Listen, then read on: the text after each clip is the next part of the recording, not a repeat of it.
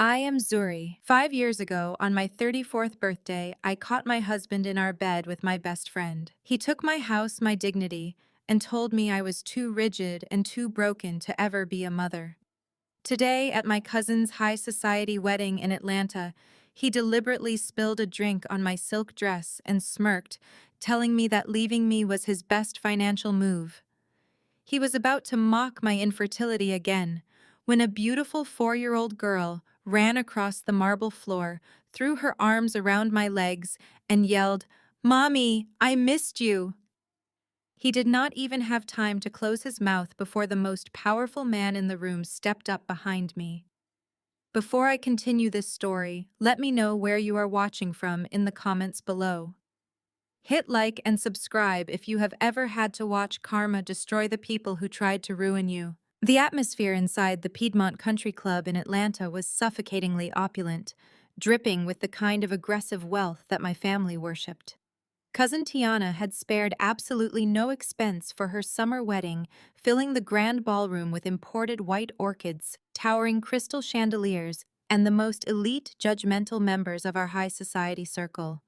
The room was a sea of designer gowns, tailored suits, and heavy diamond jewelry.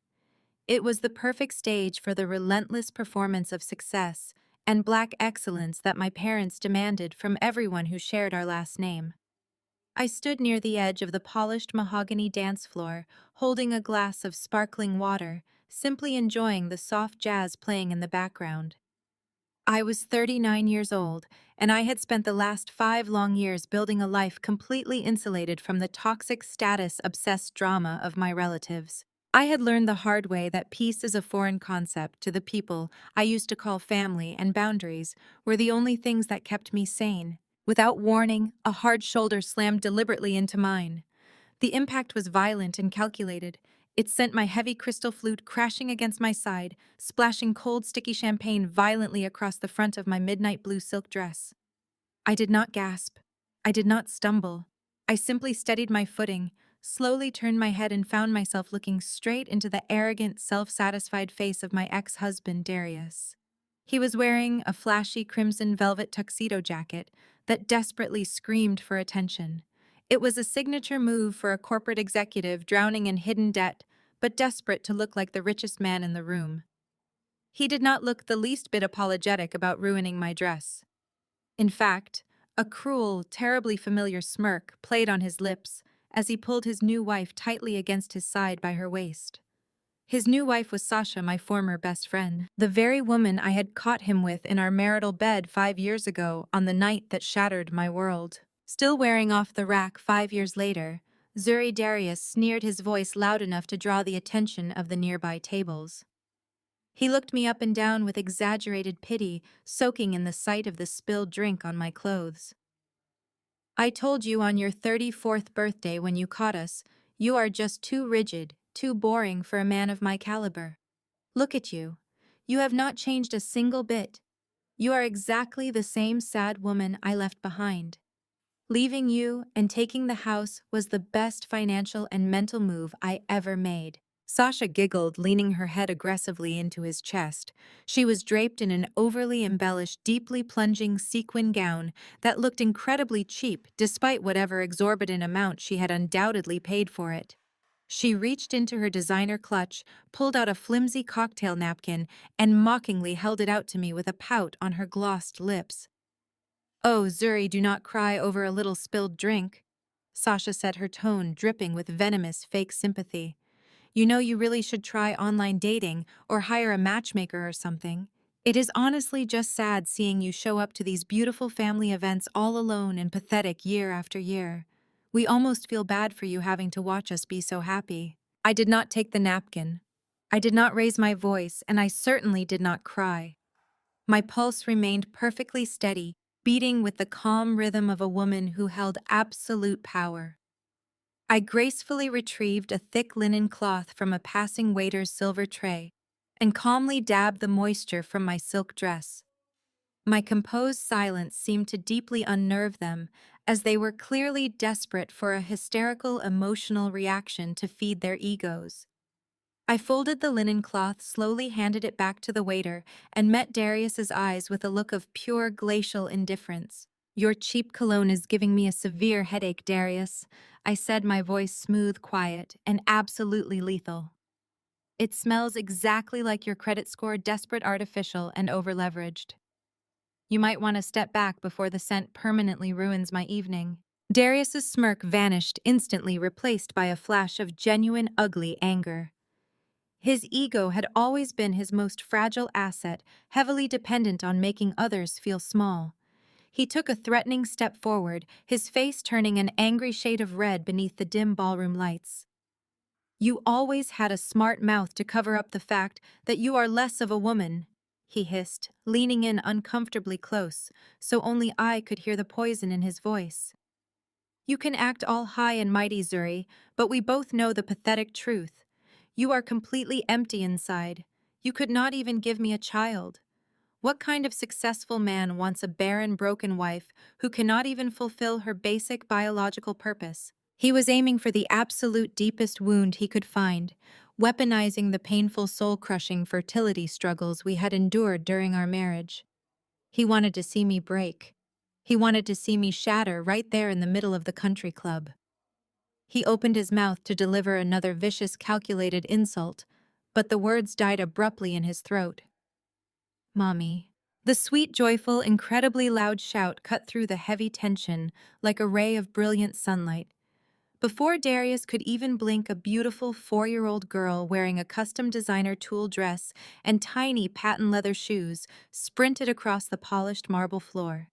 She bypassed Darius entirely, threw her little arms wrapped tightly around my legs, and buried her face against my dress. "Mommy, I missed you so much," she giggled, looking up at me with bright, adoring eyes. Darius and Sasha froze completely, their bodies turning rigid, as if they had been struck by lightning. The cruel, mocking smiles slid off their faces in an instant, replaced by absolute, unadulterated shock. Sasha's jaw practically unhinged, her eyes darting frantically between my calm face and the beautiful little girl currently clinging to my legs with absolute adoration. She let out a nervous, high-pitched laugh that sounded more like a choke, her fingers digging nervously into Darius's velvet jacket. "Oh my goodness," Sasha stammered, pointing a trembling manicured finger at Aaliyah. "Are you a desperate single baby mama now, Zuri? Who in the world did you trick into giving you a kid? Did you go to a clinic and buy a donor just so you wouldn't have to die alone in that sad little apartment of yours? I cannot believe you would stoop this low just to pretend you have a real family." Darius looked equally bewildered, his mind clearly struggling to process the impossible image in front of him. He stared at Aaliyah, as if she were a ghost, the insult about my infertility still hanging stale in the air between us. Before I could even begin to address Sasha's pathetic, classless attempt at an insult, the sharp, rapid, aggressive clicking of expensive heels echoed across the marble floor. Jada, my older sister and the undisputed golden child of our family, stormed over to our circle like a dark storm cloud. Jada lived her entire existence for the approval of Atlanta's high society and the senior members of our parents' mega church. She treated every social interaction like a business transaction she absolutely needed to win, and she viewed my very existence as a threat to her carefully curated image. She was furious, her face contorted in an ugly snarl, as she looked down at the little girl holding my hand. "What is the meaning of this?" Jada scolded loudly, completely uncaring of who heard her among the wealthy wedding guests. Her voice was a harsh whip cracking through the elegant jazz music playing in the background. "Just like you dropped out of Dad's ministry to pursue your little numbers game and crunch spreadsheets, now you are bringing a random fatherless child to a high society wedding. Do you have any idea who is in this room today?" Jada crossed her arms, glaring at me with the same condescending disgust she had used since we were teenagers. "You are a complete embarrassment to this family's legacy, Zuri. We are a family of faith prominence and Black excellence, and you are parading around like a common statistic. You show up here alone, dragging a child who does not even have a father present, making us all look like a charity case in front of the most important investors and pastors in the state. Have you absolutely no shame? I gently stroked Aaliyah's soft hair, keeping her safely and securely tucked against my side. She looked up at Jada with innocent confusion, completely shielded from the malice by my absolute unwavering calm. I did not flinch at my sister's venom. I simply looked at Jada, taking in her strained expression, the tight pull of her overly tightened face, and the tense, desperate way she carried herself. She reeked of insecurity masquerading as authority. "Does your throat ever hurt, Jada?" I asked, keeping my tone perfectly conversational, as if we were discussing the weather, rather than her explosive outburst. From constantly screaming for attention that nobody actually wants to give you. You are causing a scene over a sweet child hugging her mother. It is highly undignified, and quite frankly, it makes you look incredibly unstable. Jada gasped loudly, her eyes flashing with pure, unadulterated fury. She was entirely used to everyone in the family bowing to her demands, catering to her dramatic moods, and cowering before her sharp temper. The fact that I was completely unfazed by her public reprimand pushed her right over the edge of reason. "How dare you speak to me that way, you worthless nobody?" she hissed, stepping aggressively into my personal space, her chest heaving with rage. She raised her hand high into the air, her manicured fingers curling into a tight claw, fully intending to grab my arm and physically drag me out of the ballroom by force. She never made contact. A massive, impeccably tailored hand shot out from the surrounding crowd and intercepted Jada's wrist mid-air. The movement was so smooth, so precise, and incredibly fast that nobody even registered his approach until it was too late. The grip was completely effortless, yet it stopped my sister's hand dead in its tracks, holding her wrist suspended in the air like a vice. A collective gasp rippled through the immediate circle of guests as a towering, broad-shouldered man stepped out from the shadows of the crowd and positioned himself directly beside me. He wore a bespoke charcoal gray suit that radiated immense wealth, flawless taste, and quiet, terrifying power. It was Isaiah, my husband. He did not squeeze Jada's wrist to hurt her, but his hold was as immovable as solid steel. He looked down at my older sister with an expression of absolute chilling authority. His dark eyes were devoid of any warmth, piercing right through her shallow bravado. "My daughter is far from fatherless." Isaiah's deep, resonant voice echoed through the space, vibrating with a quiet danger that demanded instant silence from everyone within earshot. "And if you ever raise your hand toward my wife again, I will personally buy the bank that holds the mortgage on your ridiculous house and foreclose on it by morning. Do you understand me?" Jada's face drained of all color, turning a sickly ashen gray. She snatched her hand back the exact moment Isaiah released her, stumbling backward in her expensive heels as if she had been physically burned. Sasha, still clutching Darius's arm, looked like she might faint. The champagne glass in her hand trembled so violently that liquid spilled onto the floor. Darius opened his mouth to speak, perhaps to assert some pathetic semblance of manhood, but Isaiah simply shifted his cold gaze toward him.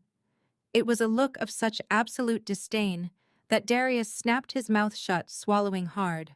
The music in the ballroom seemed to fade into the background as the reality of the situation crashed down on my abusers. They had expected to bully a defenseless broken woman. Instead, they had just threatened the family of a titan. Aaliyah peeked out from behind my leg, looking up at Isaiah with a bright smile.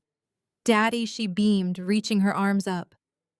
Isaiah's cold expression instantly melted into profound warmth as he effortlessly scooped our daughter into his arms, kissing her cheek before turning his protective, lethal gaze back to the terrified people standing before us. The entire wedding reception paused. The string quartet stopped playing. Waiters froze with silver trays suspended high in the air. The silence was absolute and suffocating. Jada stood completely paralyzed, holding her wrist as if the sheer force of Isaiah intercepting her strike had fractured her bones. Sasha hid entirely behind Darius, pulling her cheap dress tight against her chest to shield herself from the sudden shift in power. Darius himself looked visibly ill. A single bead of sweat formed at his temple and rolled down his jawline. He lived his entire life pretending to be the biggest predator in the room. But standing in the looming shadow of Isaiah, he suddenly looked exactly like what he truly was. He was a small man, drowning in hidden debt, wearing a rented velvet tuxedo, trying desperately to project wealth he did not possess. Isaiah ignored their trembling forms. He turned his attention solely to me.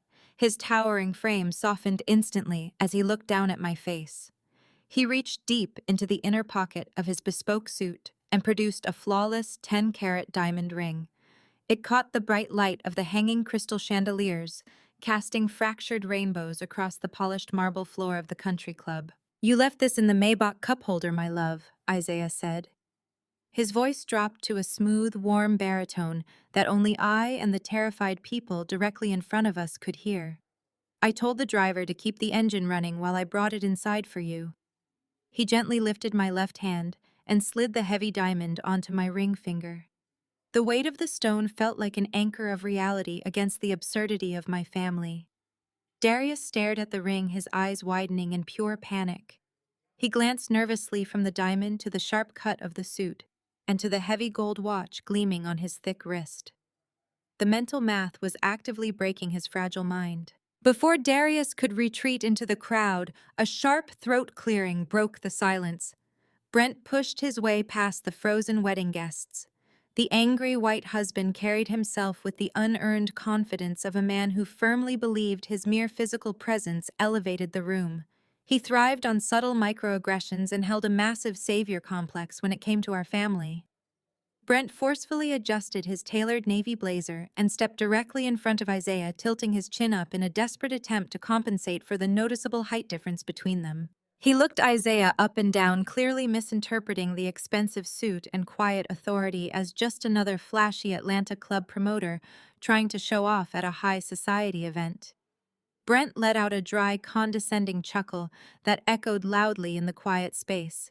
He reached out and clapped his pale hand firmly onto his broad shoulder, squeezing the dark fabric with intense, aggressive familiarity. "Listen, buddy," Brent said, his voice booming with forced corporate authority meant to establish total dominance over the conversation. "I am the vice president at Vanguard Wealth Management. I deal with actual substantial wealth every single day of my life. I have always told little Zuri here she needs to stay in her proper lane and stop trying to play dress-up in rooms she does not belong in. Darius is about to close a $50 million merger this afternoon with one of the most powerful private equity firms in the state. We do not need your kind coming in here making empty threats about foreclosing mortgages and buying banks. This is the big leagues, buddy. You can take your rented Maybach and your fake cubic zirconia back to whatever nightclub you currently manage before I have the club security escort you off these premises." Jada immediately puffed out her chest. She quickly regained her false bravado now that her savior husband had finally arrived to put these black men in their proper place and restore her social standing. Sasha smirked, whispering something malicious in his right ear. But Darius did not smile. Darius did not even breathe. He was still staring intently at the calm face, recognizing the lethal, absolute stillness in my husband's dark eyes. Isaiah did not move a single muscle. He simply lowered his cold gaze to the exact spot where that pale hand rested on his dark suit jacket. The silence in our tight circle grew so incredibly thick, it felt like all the oxygen had been violently sucked out of the room. Isaiah looked at the hand as if it were a highly infectious disease contaminating his personal space. Slowly, Isaiah reached into his breast pocket. He withdrew a pristine white silk handkerchief. With agonizing, deliberate slowness, he grasped the wrist firmly between his thumb and forefinger and physically removed the hand from his shoulder. Brent let out a sharp gasp of physical pain as the firm grip tightened just enough to make a very clear point. Isaiah then used the fine silk handkerchief to meticulously wipe the exact spot on his jacket where Brent had touched him. He brushed the fabric twice, ensuring every single trace of the unwanted contact was completely erased from his clothing. Then, without ever breaking his intense eye contact with Brent, Isaiah dropped the expensive silk handkerchief directly into a passing silver empty champagne bucket. His pale face instantly flushed a furious crimson. He opened his mouth to shout something undoubtedly offensive, but rapid footsteps approached quickly from the right side of the ballroom. First Lady Vivian and Pastor Calvin rushed through the crowd of wealthy wedding guests. My parents pushed past me so aggressively they nearly knocked Aaliyah out of my arms. They ignored my existence, my daughter, and the powerful man standing beside me. Instead, they reached out to shake the two extended hands, smiling frantically to keep the peace and protect the precious image of their high society ministry at all costs. First Lady Vivian wore a blinding smile, but her perfectly manicured fingers dug into my arm like talons. Pastor Calvin flanked her right side, aggressively pumping Brent's hand and offering a booming fake apology. Once they pacified the white wealth manager and my cheating ex-husband, they turned their unified, venomous attention onto me. Vivian yanked me back from Isaiah, completely ignoring the 4-year-old child holding my hand. She leaned in close, her expensive perfume masking the absolute toxicity of her words. "I told you to forgive Darius 5 years ago," Vivian hissed, her voice vibrating with righteous rage. "A good black woman prays through infidelity, Zuri. You chose a selfish, sinful divorce. You brought massive public shame to our congregation, and now you have the sheer audacity to parade this strange man and illegitimate child in front of my most important church elders. You are making a mockery of my ministry." Calvin stepped closer to loom over me. His voice dropped into the same condemning register he used from the pulpit. "You will not disrespect the legacy I built." Calvin warned, his face inches from mine. "We are a pillar of the Atlanta community. Darius is a good God-fearing man who stumbled once. You threw away a perfectly good marriage because you lack the spiritual fortitude to endure a simple test of faith. You should be begging him for forgiveness today, not flaunting your sins in the middle of a holy celebration." I stared at the two people who were supposed to protect me. I remembered standing in the front row of their megachurch 5 years ago, humiliated while Calvin preached a sermon on the rebellious nature of modern women, staring directly at me. He had literally commanded me to apologize to the church board for failing to keep my husband satisfied at home. Now looking at them, I felt absolutely nothing but cold, calculated clarity. Vivian tightened her grip on my arm, her nails digging hard enough to leave crescent-shaped bruises. She commanded me to send Isaiah and Aaliyah away immediately, demanding I go to the restroom, fix my stained dress, and prepare to formally apologize to Sasha for causing a scene. She reminded me that Sasha was a dutiful wife. They were so desperate to maintain their proximity to Darius's perceived corporate wealth that they were willing to sacrifice their own flesh and blood on the altar of high society gossip. I smoothly detached my mother's hand from my arm, brushing my skin exactly the way Isaiah had brushed his suit. The only shame in this room, Mother, is a so-called man of God who willingly sweeps chronic adultery and financial abuse under the rug for a monthly tithe check. I replied, my voice perfectly level and devastatingly calm. I looked directly into my father's furious eyes. "You sold your daughter's mental health to keep a flashy executive in your front pew. You traded your actual family for the illusion of black excellence and a tax-deductible donation." Calvin's face turned a dangerous shade of crimson. He pointed a heavy finger squarely at my chest, losing his pastoral composure. "Do not you ever disrespect my mega-church, you ungrateful little girl!" Calvin growled, his voice rising dangerously close to a shout. "Darius is the biggest financial donor this ministry has ever seen. That man single-handedly funded the new youth center and the sanctuary renovations. He honors his commitments. He understands loyalty and respect, things you clearly know absolutely nothing about. Darius is a cornerstone of our community. He is vice president of operations at a massive corporate firm. You are just a bitter, jealous woman who could not handle the pressure of supporting a true king. You will learn to respect the hand that feeds this family, or I will personally see to it that you are permanently excommunicated from our lives." Calvin continued his tirade, boasting about how Darius had promised to secure a massive commercial loan for the church's new broadcasting network. He bragged that men like Darius were the real architects of the community, while I was nothing more than a cautionary tale used to warn young women about the dangers of arrogance and independence. I did not flinch. I did not raise my voice to match his frantic energy.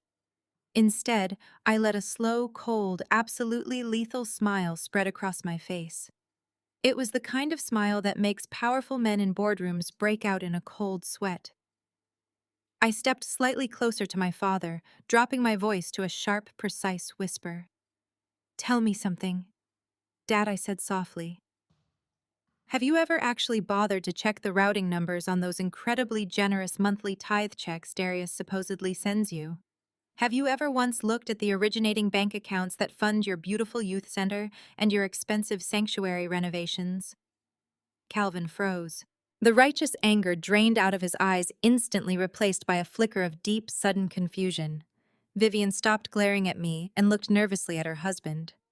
"Because if you had bothered to do the most basic financial due diligence," I continued, my gaze locking him in place, "you would have realized a long time ago that your precious son-in-law does not have two dimes to rub together." Before my father processed what I had just revealed, a frantic woman in a black headset interrupted us. It was the head wedding planner. She practically sprinted over, clutching a heavy leather clipboard to her chest, sweating and hyperventilating. She refused to look at me. Miss Zuri, the planner, stammered, her voice shaking violently as she glanced back and forth between my furious parents and my calm demeanor. "I am incredibly sorry. Your parents explicitly ordered me to remove your name from the VIP family table. I have been instructed to move you, your husband, and your daughter to table 42 right next to the swinging kitchen doors." Sasha let out a sharp, braying laugh that cut through the elegant jazz music floating from the stage.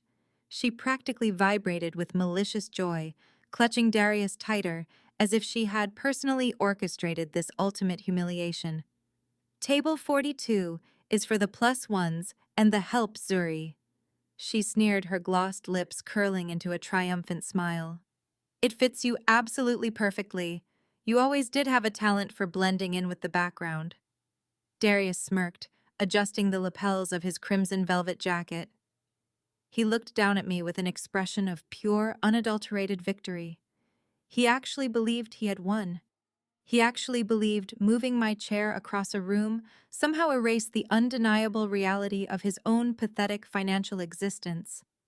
"You heard the planner, Zuri," he said, dripping with false pity. "Do not make this harder than it has to be. Just grab your little kid and go sit where you belong before you ruin Tiana's special day. We have VIP seating by the stage, with the actual successful members of this family." With a dismissive wave of his hand, Darius turned his back on me. Sasha giggled loudly, flipping her hair over her shoulder as she linked her arm through his. "My parents. First Lady." Vivian and Pastor Calvin immediately fell into step behind them, their heads held high as they marched toward the front of the ballroom. They did not spare me a single backward glance. They marched toward the plush velvet chairs and towering floral centerpieces of the VIP section, leaving their daughter and granddaughter standing discarded in the middle of the dance floor. Jada shot me one final withering glare before rushing to catch up, eager to secure her prime seat next to the golden son-in-law. The wedding planner stood trembling, clutching her clipboard to her chest as she watched my family walk away. She looked terrified, shifting her weight from foot to foot, clearly expecting me to scream. I simply handed her my empty glass. "Thank you for relaying the message," I told her, my voice perfectly even.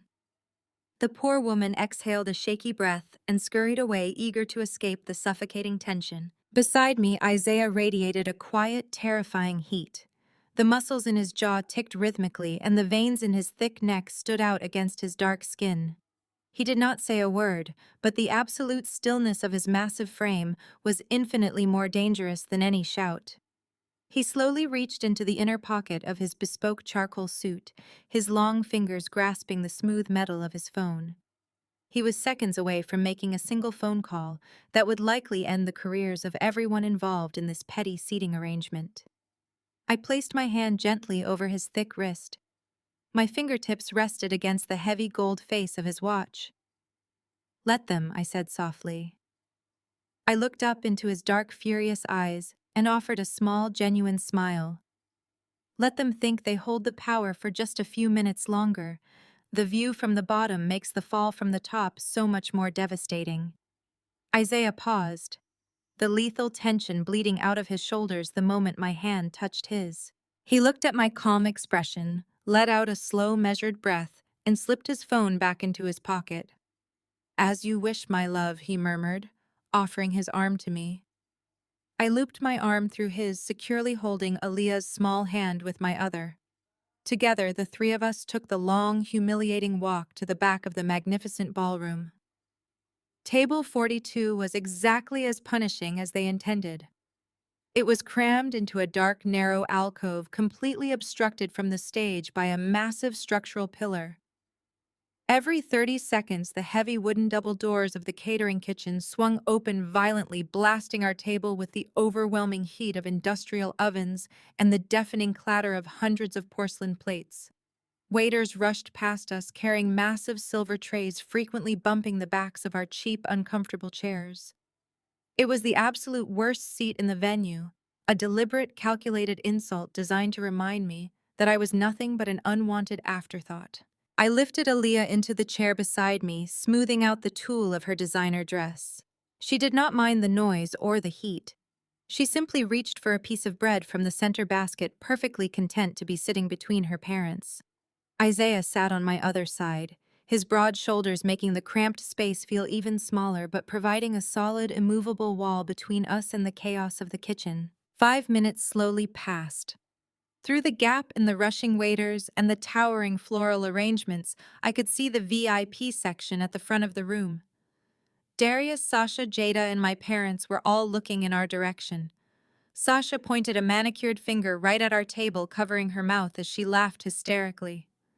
Darius leaned back in his plush chair, raising his champagne glass toward me in a mocking toast. My parents nodded in silent approval, validating his cruelty. They were reveling in my public degradation, absolutely certain they had put me in my rightful place. Suddenly, the massive double doors at the main entrance of the ballroom burst violently open. The loud crash echoed over the jazz band, causing several guests to gasp and turn around. The owner of the Piedmont Country Club, a usually composed older gentleman, sprinted into the room. His face was flushed red, and he was sweating profusely, soaking the collar of his expensive tuxedo shirt.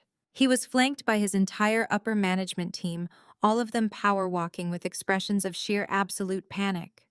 The owner completely ignored the gasping guests. He ignored the stage. He deliberately ran straight past the VIP table where Darius and my parents were sitting with their mouths hanging open in confusion.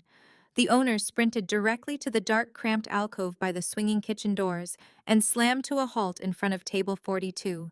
He bent at the waist, bowing deeply to me. "Madam, I am so profoundly sorry," he gasped, struggling to catch his breath as his management team bowed behind him.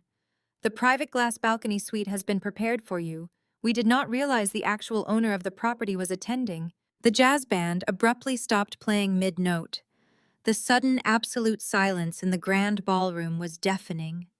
Every single head turned toward the dark alcove near the kitchen doors.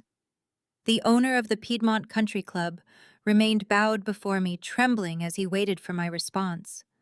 I looked past him, my gaze cutting straight through the crowd to the VIP table at the front of the room. Darius had literally dropped his crystal champagne flute. It shattered against the polished floor, but he did not even flinch.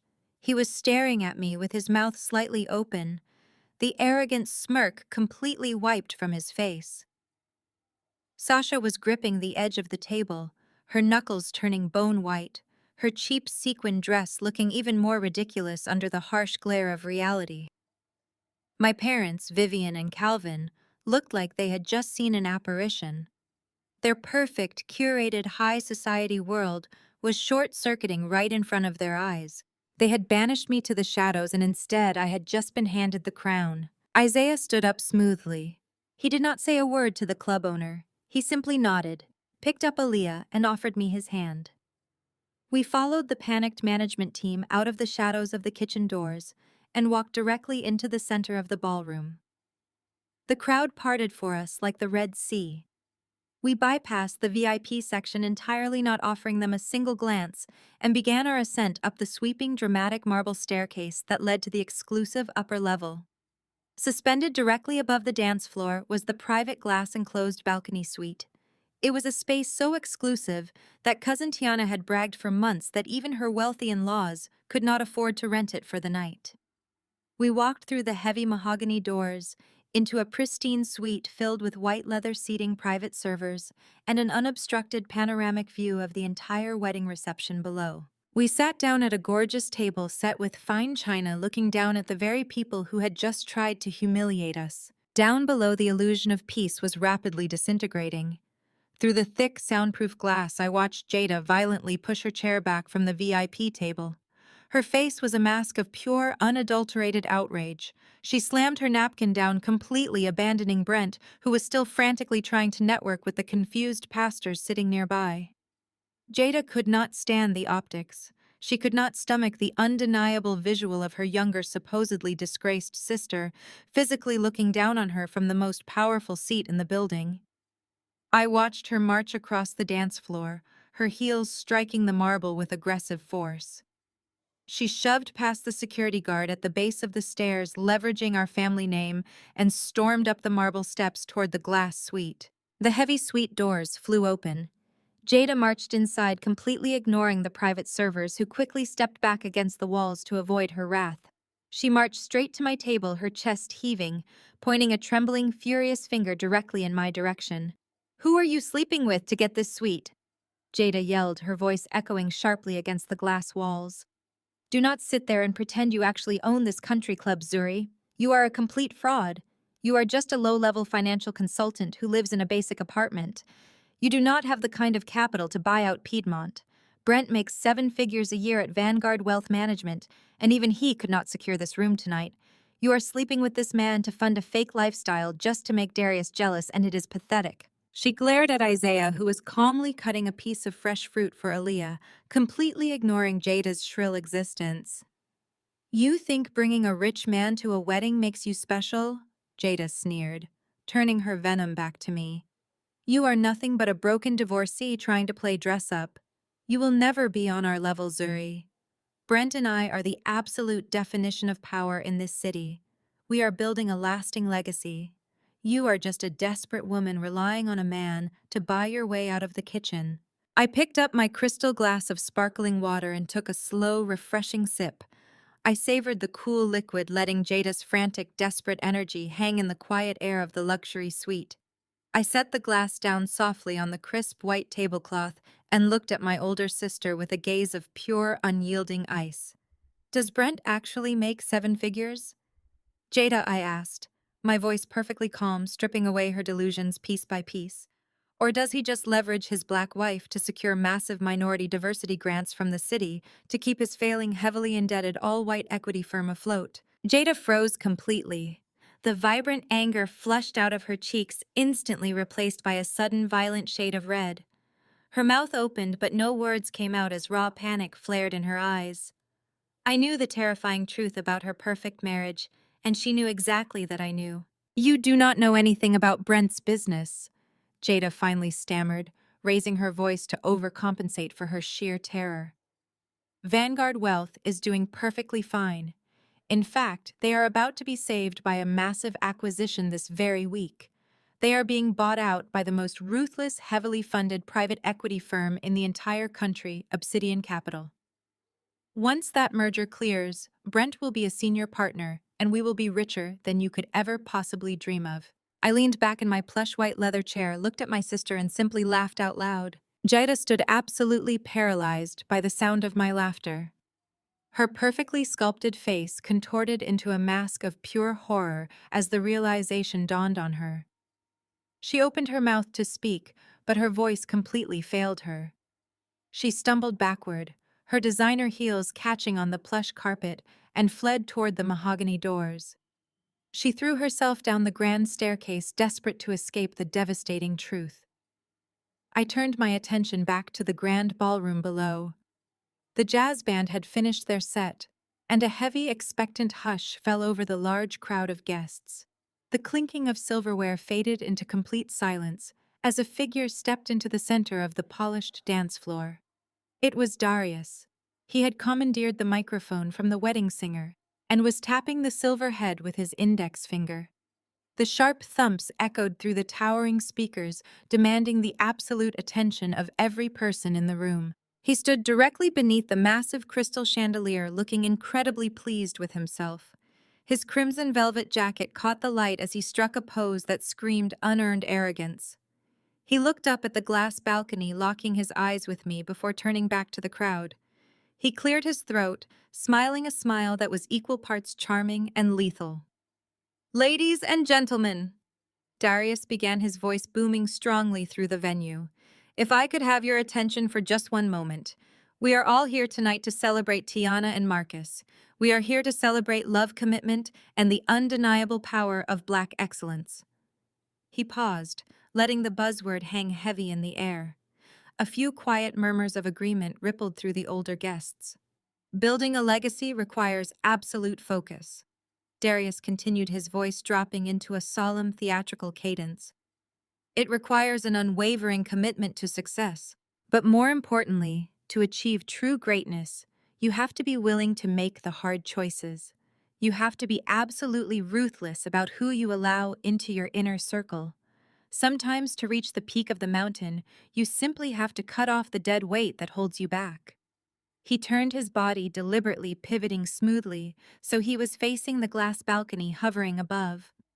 He pointed his crystal champagne flute directly at me. "5 years ago, I made the most difficult decision of my entire life," Darius declared, his voice dripping with venomous pride. "I chose my future over a toxic past. I cut my own dead weight. And look at exactly where that sacrifice brought me today. I am the vice president of operations at a top logistics firm. I am a pillar of this beautiful community. And I am standing here tonight surrounded by actual winners. To the bride and groom, may you always have the courage to trim the fat from your lives. Never settle for mediocrity when greatness is within your grasp. To Tiana and Marcus, and a future built on absolute success." Sasha erupted into a shrill, obnoxious cheer that shattered the quiet ambiance of the room. She aggressively clapped her hands together violently, her oversized diamond ring catching the light. She practically threw herself at Darius, wrapping her arms around his neck and planting a dramatic kiss on his cheek. She wanted to ensure everyone in the room understood she was the prize he chose over his discarded dead weight. At the VIP table, my parents reacted with sickening predictability. Vivian offered a slow, approving nod, her face set in a mask of righteous vindication. Calvin actually raised his glass in silent solidarity, validating the public humiliation of his own daughter. They were absolutely thrilled. They believed Darius had just delivered the final crushing blow that would send me running in shame. But the rest of the crowd did not share their enthusiasm. A suffocating dead silence fell over the guests. No one else cheered. No one else raised a glass. The cruelty of the toast was too blatant. Instead, a wave of collective discomfort washed through the ballroom. Slowly, hundreds of faces turned away from Darius and tilted upward, staring directly at the glass-enclosed balcony. They were waiting for me to break.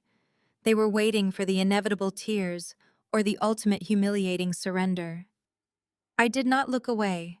I did not flinch or break eye contact with my ex-husband.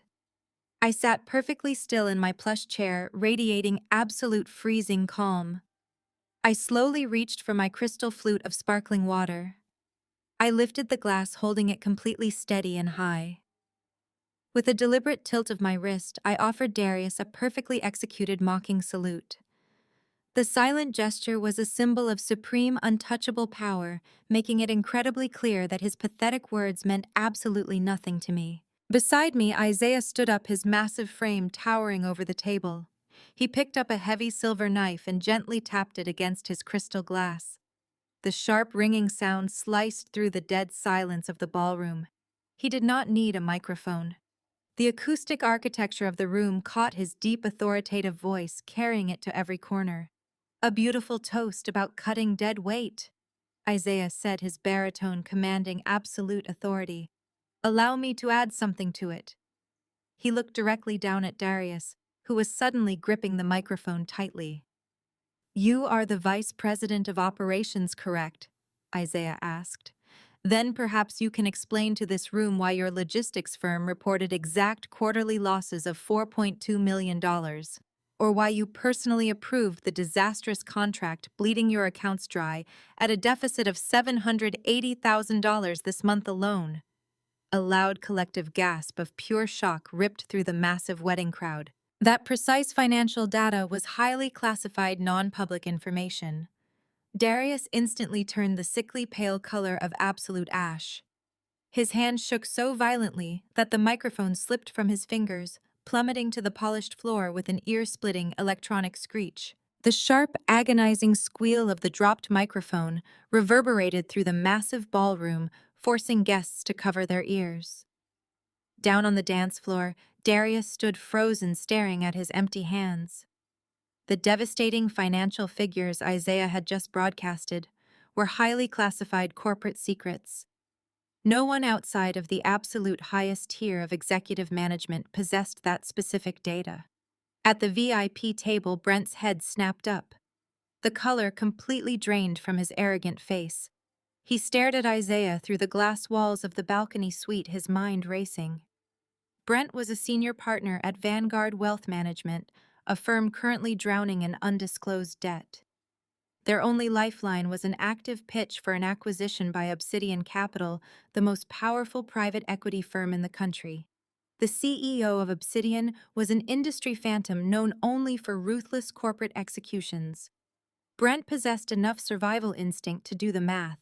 A billionaire holding classified acquisition data sitting in the most exclusive suite in the city. Brent did not hesitate. He abandoned his carefully cultivated high society posture. He abandoned his wife on the dance floor. He abandoned every ounce of his dignity to chase a golden parachute. He shoved his chair back so violently, it crashed into the table behind him. He left Jada standing completely alone and humiliated, ignoring her panicked demands to come back. Brent practically sprinted across the crowded room. He shoved past bewildered wedding guests charging up the grand marble staircase 2 steps at a time. He reached the mahogany doors of the glass suite, his breathing heavy and erratic. Brent burst through the heavy doors, disregarding every rule of basic etiquette. The private servers moved to intercept him, but Isaiah raised a single commanding finger. The staff stepped back, allowing Brent to approach our table. He was sweating, his expensive silk tie slightly askew from his frantic sprint. He did not look at me. He did not look at Aaliyah. He did not look at anything except the man he believed held his salvation. His desperate, greedy eyes were entirely locked on Isaiah. He reached into his breast pocket and aggressively shoved a thick, gold-embossed business card directly across the white tablecloth. "Sir, I am Brent from Vanguard Wealth Management." Brent gasped, forcing an ingratiating smile onto his flushed face. "I apologize for the interruption, but I had to seize this opportunity. We have been pitching Obsidian Capital for 6 solid months. Your people have been practically impossible to get a direct meeting with, but I know you must be the CEO." Brent leaned forward, planting his hands on the table, completely invading our private space. He genuinely believed his presence alone warranted immediate attention. "You have seen the market projections," Brent continued, speaking in a rapid, frantic rhythm.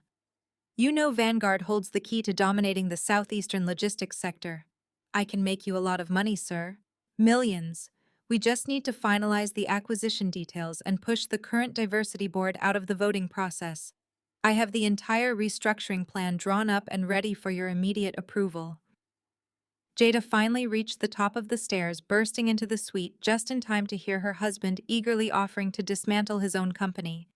She stood frozen by the doors, her chest heaving, her face a mask of profound embarrassment. Brent did not turn around to acknowledge his wife. He stood there, panting slightly, waiting for Isaiah to take the card, completely blinded by his own frantic ambition. Isaiah did not reach for the card. He did not even glance at the heavy gold lettering resting on the pristine tablecloth. Instead, he picked up his silver steak knife and fork. With slow, deliberate precision, he cut a perfectly sized piece of prime rib. The silence in the glass suite grew heavy and suffocating, broken only by the soft scrape of silver against fine porcelain. Brent's desperate smile began to falter, the edges trembling as true panic finally set in. He stood awkwardly, his hand still hovering over the table, offering a business card to a man who fundamentally refused to acknowledge his existence. Isaiah slowly chewed his food, swallowed, and then calmly dabbed his mouth with a linen napkin. "I am not the CEO of Obsidian Capital, Brent," Isaiah said, his deep voice echoing coldly off the glass walls. "I own a global shipping conglomerate based out of London. I deal in ocean freight, not private equity." Brent blinked rapidly, his mouth opening and closing like a suffocated fish. Profound confusion washed over his sweating face. His eyes darted wildly around the luxury suite, desperately trying to recalibrate his massive miscalculation. "But sir," he stammered, his voice pitching higher in pure, unadulterated panic. "You possess the proprietary financial data for the Vanguard merger. You just broadcasted the exact deficit numbers to the entire reception. Only the absolute head of Obsidian could possibly authorize the release of that specific corporate intelligence." Isaiah casually wiped his hands and set his napkin down. He picked up his silver knife and pointed the polished tip directly across the table at me.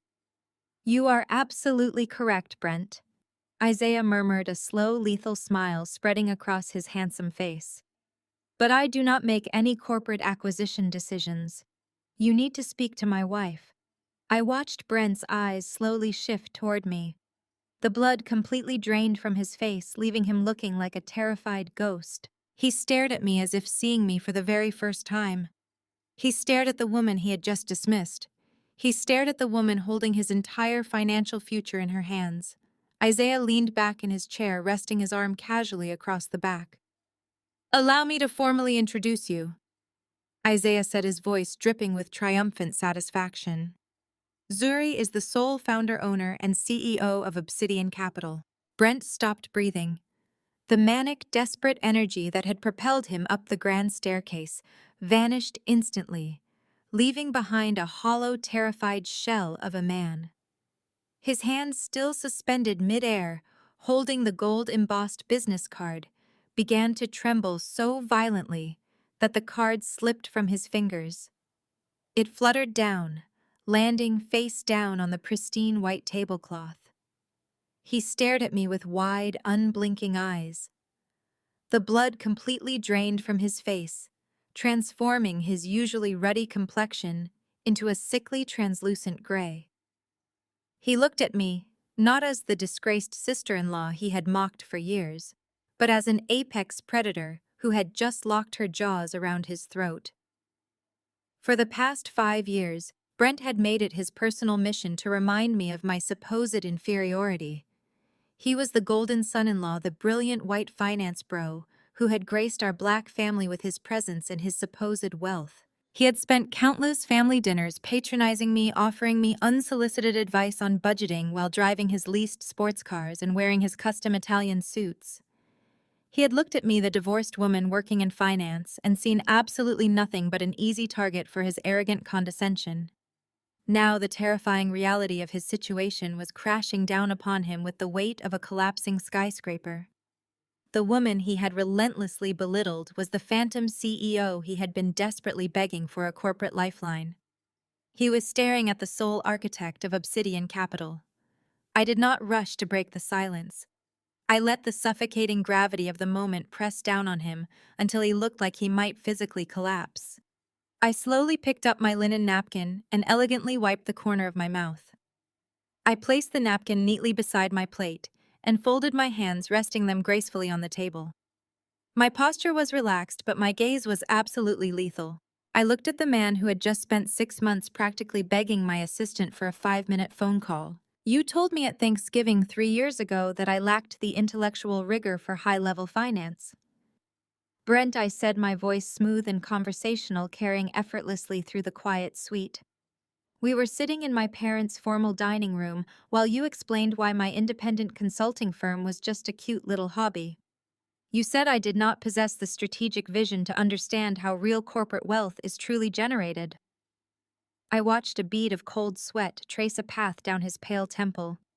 His mouth opened, but his vocal cords refused to produce a single sound. He was completely paralyzed by the sheer magnitude of his own impending ruin. Yet here we are, I continued, leaning slightly forward.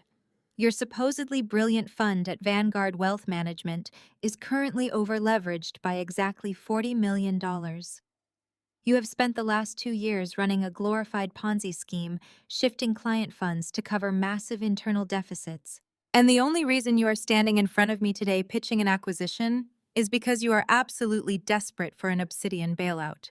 You desperately need my capital to stop the SEC from auditing your completely fraudulent ESG diversity initiatives.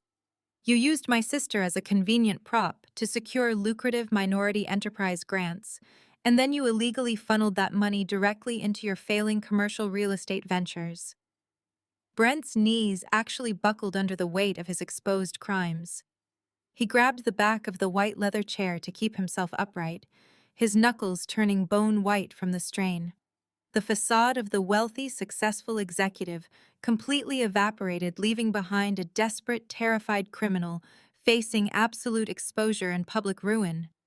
He knew I possessed the exact documentation required to send him to federal prison for a very long time. Every single financial projection he had confidently submitted to my acquisitions team was entirely fabricated, and he knew that I had fully verified his massive fraud. Jada stepped forward from the mahogany doors, having heard every single word of my financial execution.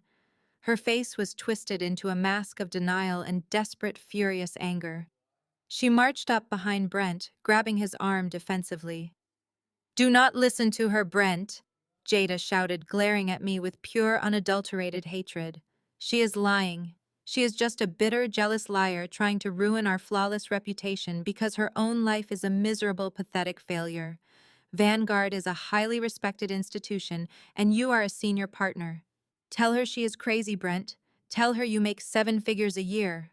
Brent spun around and slapped Jada's hand away from his arm with a frantic, violent motion. "Shut up, Jada," he hissed, his voice cracking with pure terror. "Just shut your mouth right now before you make this any worse." Jada flinched violently, stepping back, as if she had been struck physically, unable to process her husband's sudden, vicious tone. Brent turned back to me, his eyes wide and completely unhinged. His shaking legs finally gave out completely. The arrogant, wealthy savior of our family dropped hard onto his knees, hitting the polished floor of the glass suite.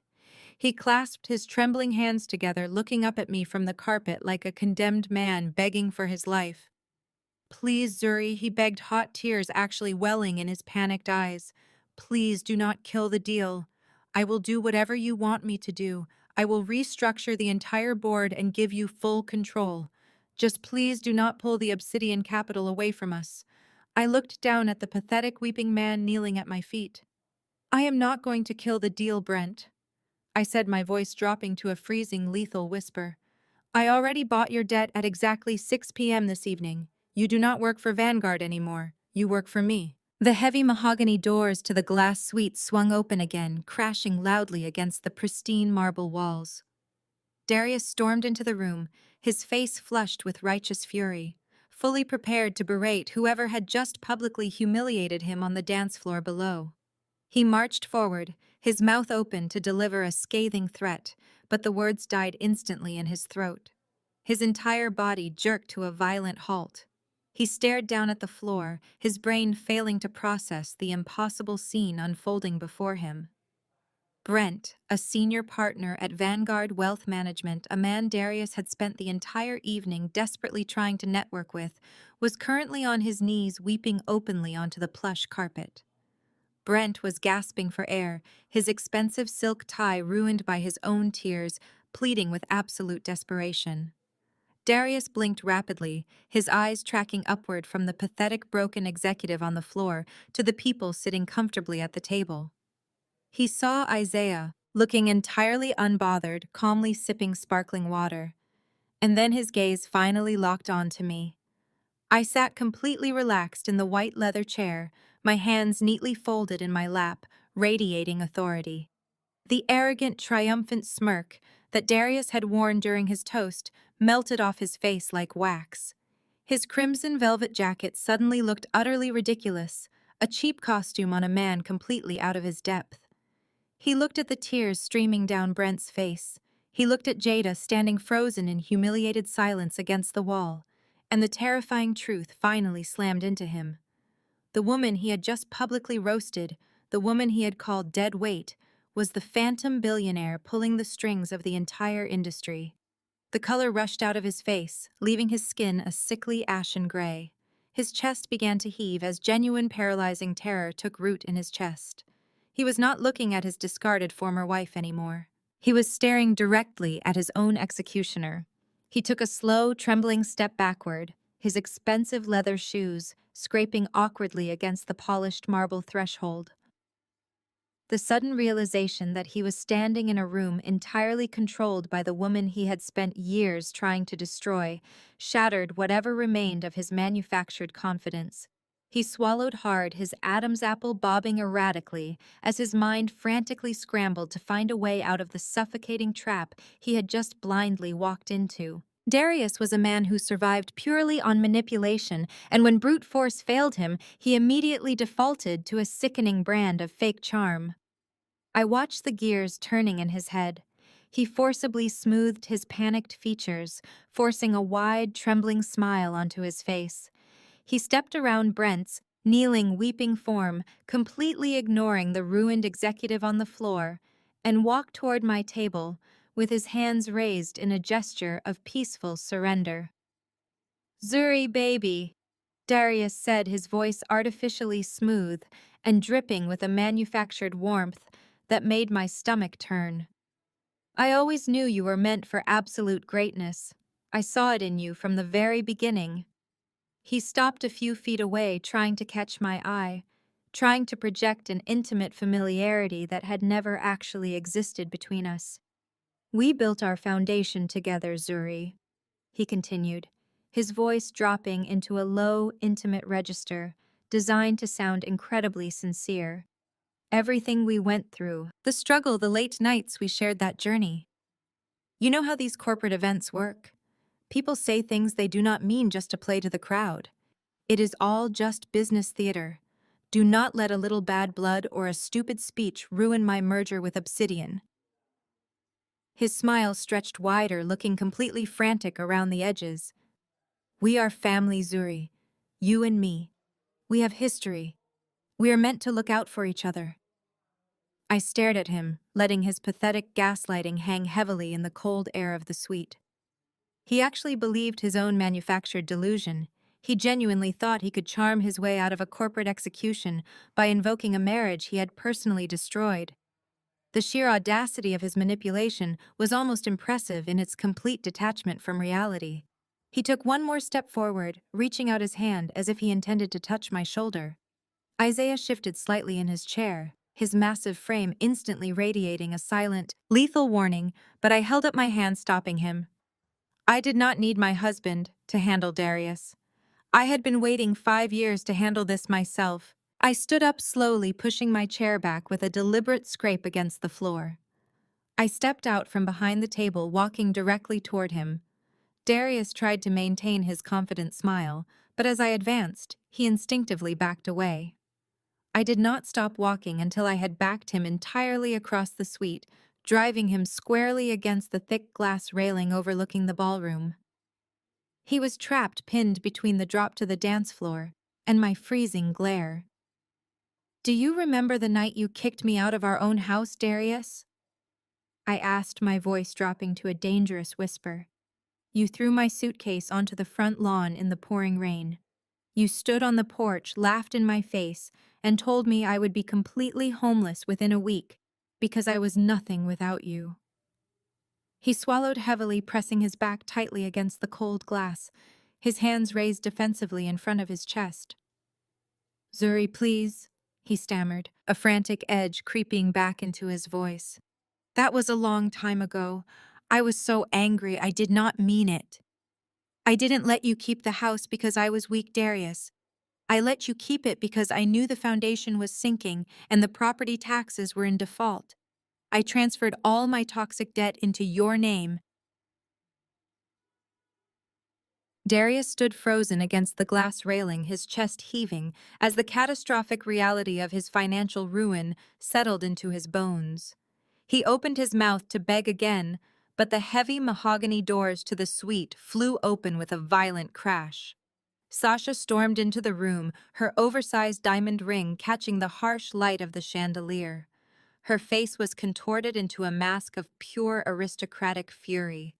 She had seen her husband cowering from the dance floor, and the sheer humiliation of it had driven her up the grand staircase. She marched past the bewildered private servers, her designer gown swishing aggressively against the polished marble floor. She saw Darius pressing himself against the glass, looking like a terrified animal. Sasha marched directly toward us, grabbing Darius by the arm and roughly yanking him away from the railing. "What exactly are you doing, Darius?" she demanded, her shrill voice echoing sharply off the glass walls. "Why are you cowering in front of this woman? Stand up straight. You are embarrassing us in front of the entire reception." Darius tried to shush her, his hands trembling wildly, but Sasha shoved him aside. She stepped right into my personal space, her chin tilted upward in a desperate attempt to assert dominance. I sat back in my white leather chair, observing her manic energy with freezing calm. Sasha looked me up and down, her eyes narrowing with vicious contempt. "I do not care who you think you are, or what kind of leverage you think you hold over him." Sasha spat, pointing a manicured finger directly at my face. "You are just his discarded ex-wife playing dress-up in a luxury suite. You think you can intimidate us. We do not need anything from you." She placed her hands on her hips, radiating a completely unearned sense of superiority. "We are a power couple. We are building a massive empire. I do not care if you run Obsidian Capital or some other faceless corporation. We do not need you, Darius. We own Sasha's Elegance." She pronounced the name of her boutique as if she were declaring ownership of the world. "It is the premier high-end boutique in the city. We cater to actual wealth." She turned to Darius, grabbing his lapels and shaking him slightly. "Tell her, Darius. Tell her we are entirely self-sufficient." Darius could not speak. He just stared at the floor, his face ashen, knowing exactly what was coming next. Sasha scoffed at his silence, turning her venomous glare back to me. "You are nothing to us, Zuri," she sneered. "I built my brand from the ground up through sheer talent and unwavering dedication. We are untouchable." I stared at Sasha for a long, silent moment. The absolute absurdity of her delusional rant hung heavily in the quiet suite. Then I laughed. It was not a polite chuckle or a manufactured smirk. It was a genuine, deep belly laugh that echoed through the room. Sasha took a step back, her face flushing crimson with fresh humiliation. My laughter shattered the tense atmosphere, making her aggressive posture look utterly ridiculous. I slowly reached down beside my chair and picked up my sleek black iPad. I tapped the screen instantly, bringing up the meticulously compiled financial dossiers my acquisitions team had prepared. I rested the tablet on the white tablecloth, looking up at Sasha with a gaze devoid of any mercy. "Built your brand from the ground up," I asked, my voice smooth and conversational, but carrying a razor-sharp edge. "That is a fascinating way to describe your entrepreneurial journey, Sasha. Allow me to provide a slightly more accurate historical record. You did not build anything." "You mean the boutique Darius fully funded by systematically draining our joint savings account 5 years ago. He liquidated exactly $300,000 of my hard-earned money while we were still legally married and funneled it directly into your little vanity project." Sasha froze, her eyes darting nervously toward Darius, who refused to look at her. I tapped the iPad screen, pulling up the exact transaction records. "And despite stealing my capital to launch your business, you have proven to be an astonishingly incompetent manager. Sasha's Elegance has not turned a single dime of actual profit in exactly 36 months. You are bleeding cash every single day. The only reason your doors are still open is because Darius has been illegally siphoning money from Vanguard Wealth Management to cover your massive operational deficits. You are not a successful entrepreneur, Sasha. You are a financial parasite dependent on stolen funds." Sasha's face contorted into an ugly snarl. The truth hit her hard, but her monumental ego refused to let her surrender. She crossed her arms tightly over her chest, lifting her chin in a final desperate act of defiance. You do not know what you are talking about, she spat, her voice shaking with pure rage.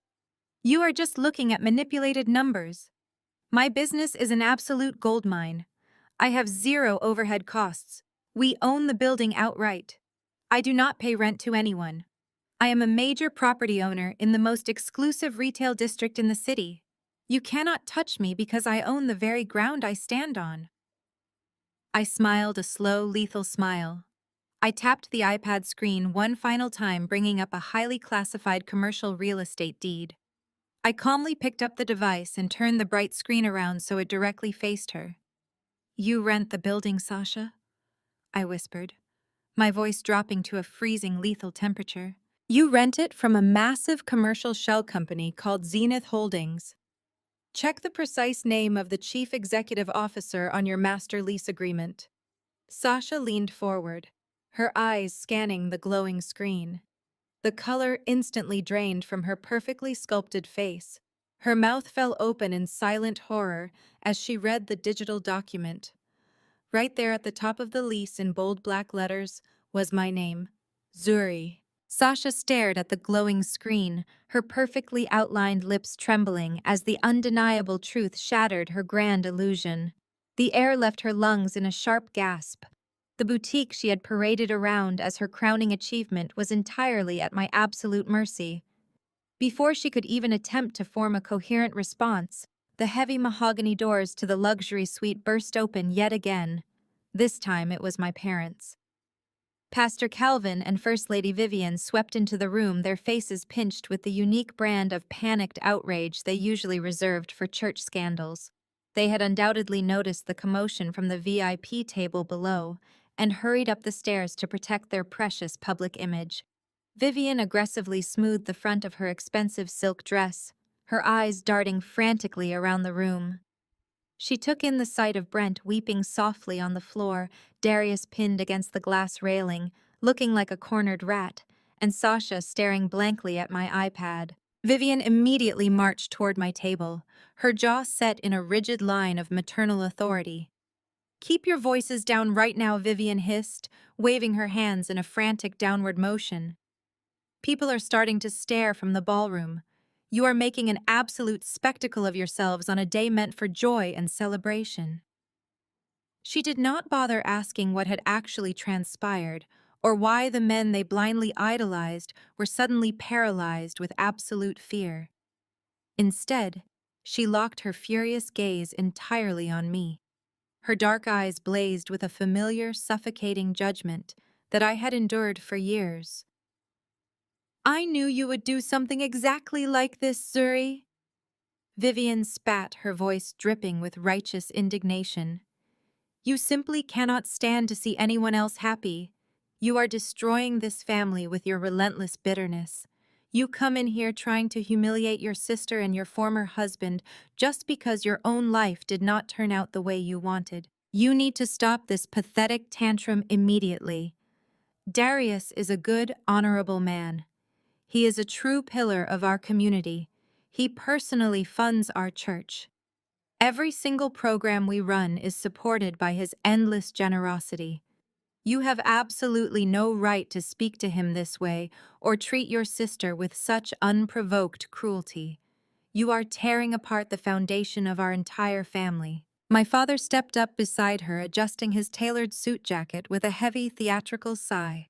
He adopted the exact same disappointed pastoral tone he used from the pulpit every Sunday morning to reprimand his congregation. "We must show grace," Zuri Calvin intoned, his deep baritone designed to project absolute moral authority. "We are supposed to forgive those who have wronged us, not harbor this toxic worldly vengeance. Look at the sheer amount of unnecessary damage you are causing in this room right now. You are tearing apart the very fabric of our family unit over petty jealousies. Darius has been nothing but a blessing to us and to our entire congregation since the day he married you, and even more so after you both parted ways. He has proven his character time and time again through his incredible generosity." Calvin placed a reassuring hand on Darius's trembling shoulder, completely oblivious to the fact that his golden son-in-law was currently shaking like a leaf. Darius tithes exactly $10,000 a month to our church, Calvin declared proudly, looking down his nose at me as if delivering a divine rebuke. $10,000 every single month without fail. God has clearly blessed him abundantly, and he uses those blessings to sustain our ministry. He stepped into the gap when our finances were struggling, and he saved the church from the brink of absolute ruin. That is the measure of a true man. That is the kind of steadfast loyalty you are trying to attack today. You need to get down on your knees and repent for your blinding jealousy right now before God punishes you for this wicked behavior. Let go of your pride, Zuri. Be grateful that your family is thriving, and stop trying to tear down the righteous men who are actually doing the Lord's work.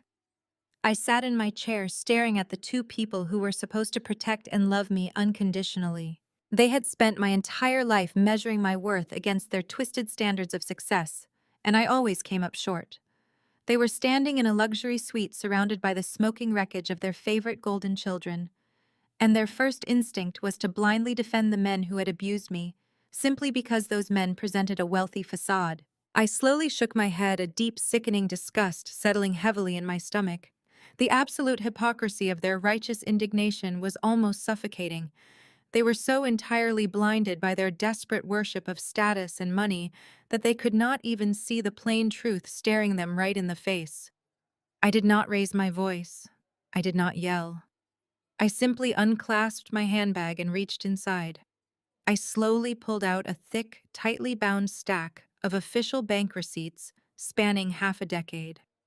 I casually tossed the heavy bundle onto the pristine white tablecloth. The papers landed with a sharp, definitive smack that echoed loudly in the painfully quiet room. Vivian flinched, staring down at the documents as if they were a live explosive. Calvin frowned, his pastoral mask slipping just a tiny fraction as he leaned forward to inspect the top printed page. I looked directly into my father's eyes, watching his manufactured confidence begin to crack. "Look at the wire transfers, Dad," I said, my voice slicing through the heavy silence like a surgical blade. "Darius hasn't given the church a single dime in 5 years. Those anonymous $10,000 monthly wires, saving your absolutely bankrupt and failing ministry. They came from Obsidian Capital. They came from me." Vivian literally staggered backward. Her designer heels caught on the thick edge of the plush carpet, causing her to lose her impeccable balance. She clutched my father's arm, her perfectly manicured fingers digging violently into the dark fabric of his suit.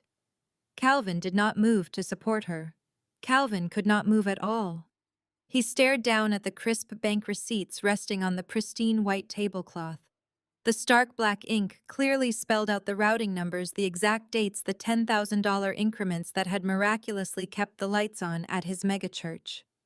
He traced the lines with a trembling finger, reading the name of the holding company, reading my name right beside it. The ultimate disappointment of a daughter was the sole reason his ministry still existed. The daughter he had deemed a financial failure was his secret savior. He looked up at me, his mouth opening and closing in silent horror.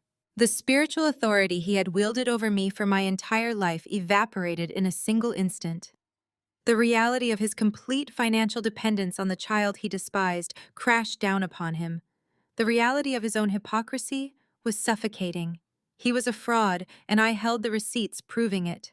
Jada could not handle the silence. Jada could not handle the shift. She pushed herself off the glass wall, her face twisted into a mask of pure, unadulterated denial. She lunged toward the table, snatching the bank receipts from under our father's trembling hands. She stared at the printed numbers, her eyes darting back and forth across the pages in a frantic search for an error. "No," she screamed, her voice cracking with raw panic. "No, this is a trick. This is a sick, elaborate trick. Darius is the wealthy one. Darius is the provider. You are just a bitter, lonely consultant trying to ruin my husband's career." She slammed the papers back onto the table, her chest heaving as she glared at me. I watched the golden child completely unravel. The perfect daughter, the successful wife, the woman who had built her entire identity on being superior to me was shattering.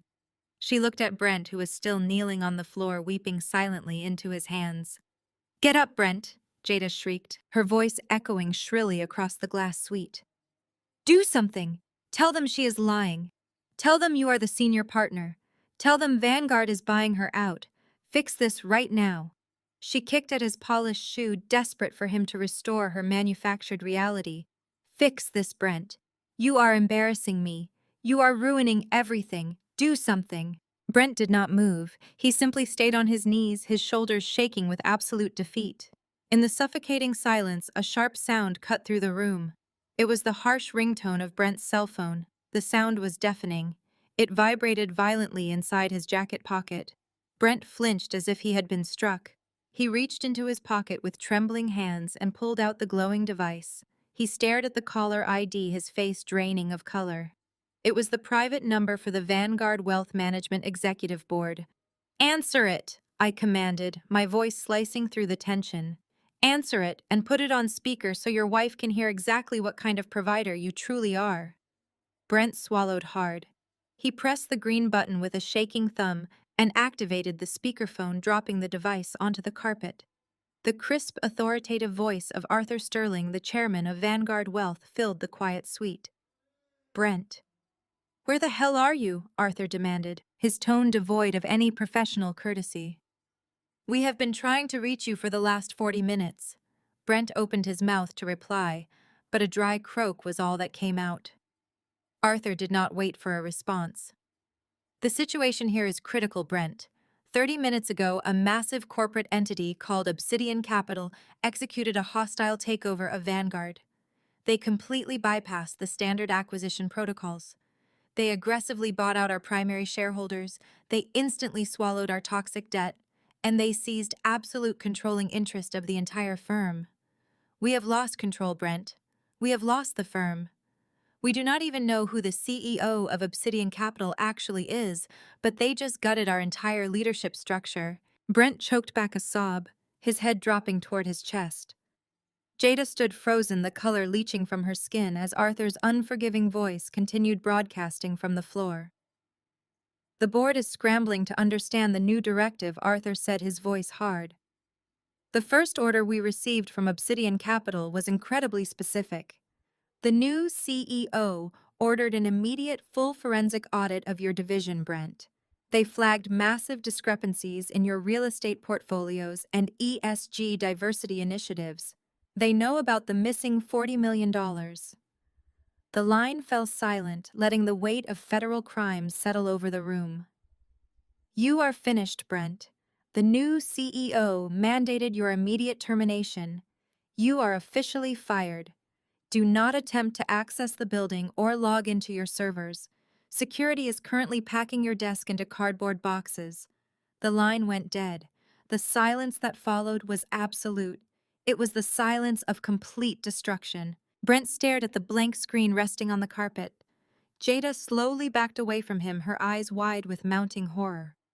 She looked at her weeping, unemployed criminal husband. She looked at the bank statements proving her sister was a billionaire. The terrifying reality finally registered. Her life of luxury, her endless bragging, her fake superiority was permanently over.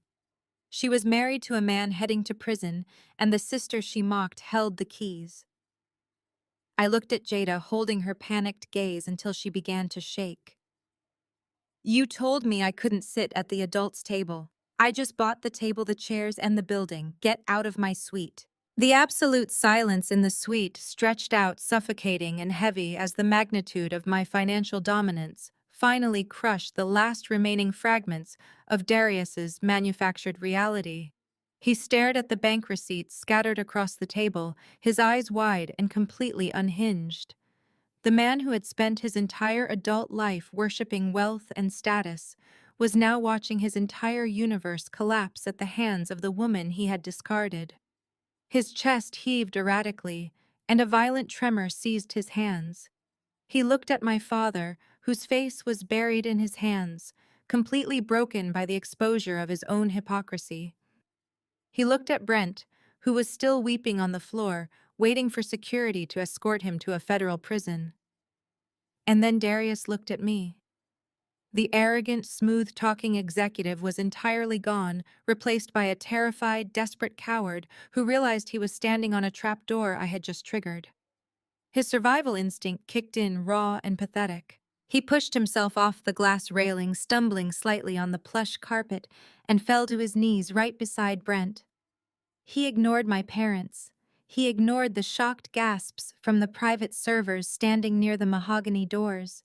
He even ignored Sasha, who was staring at him with a mixture of confusion and mounting dread. Darius clasped his shaking hands together, tears of absolute panic welling in his eyes. He looked up at me, stripping away every ounce of his pride in a desperate bid to save his corporate life. He pointed a trembling finger directly at his current wife.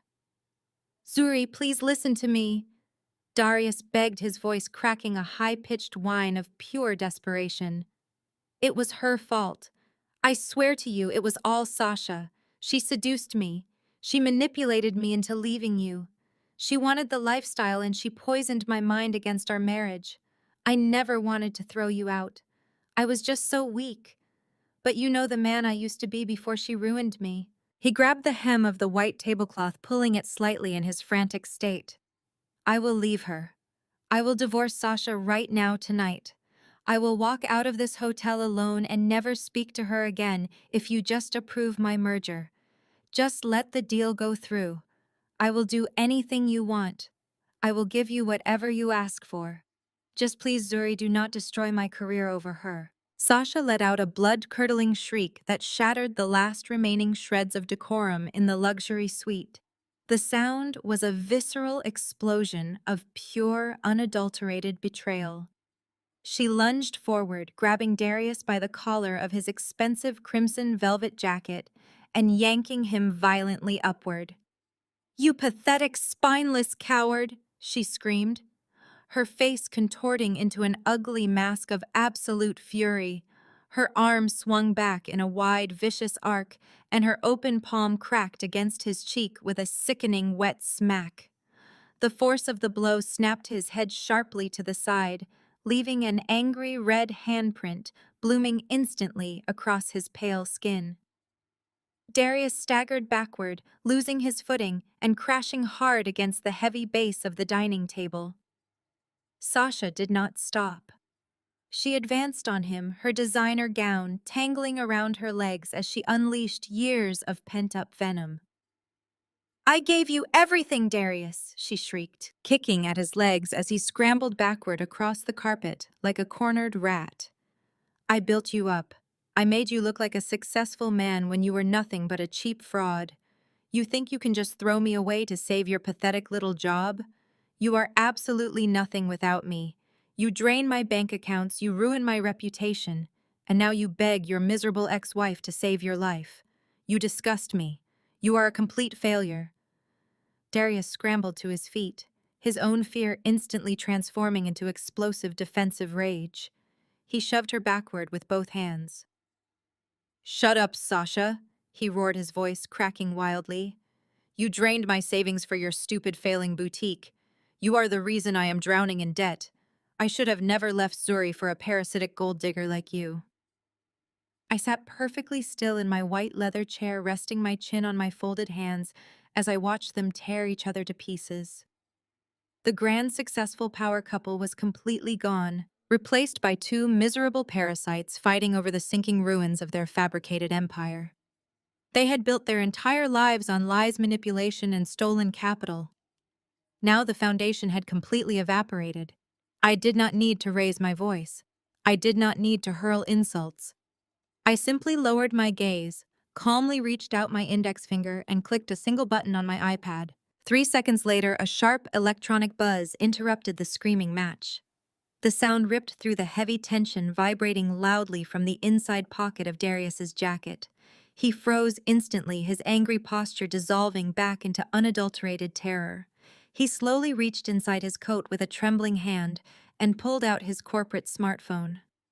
The screen illuminated the dim space between them, casting a sickly glow across his sweating face. An urgent email notification had just popped up directly on his locked screen.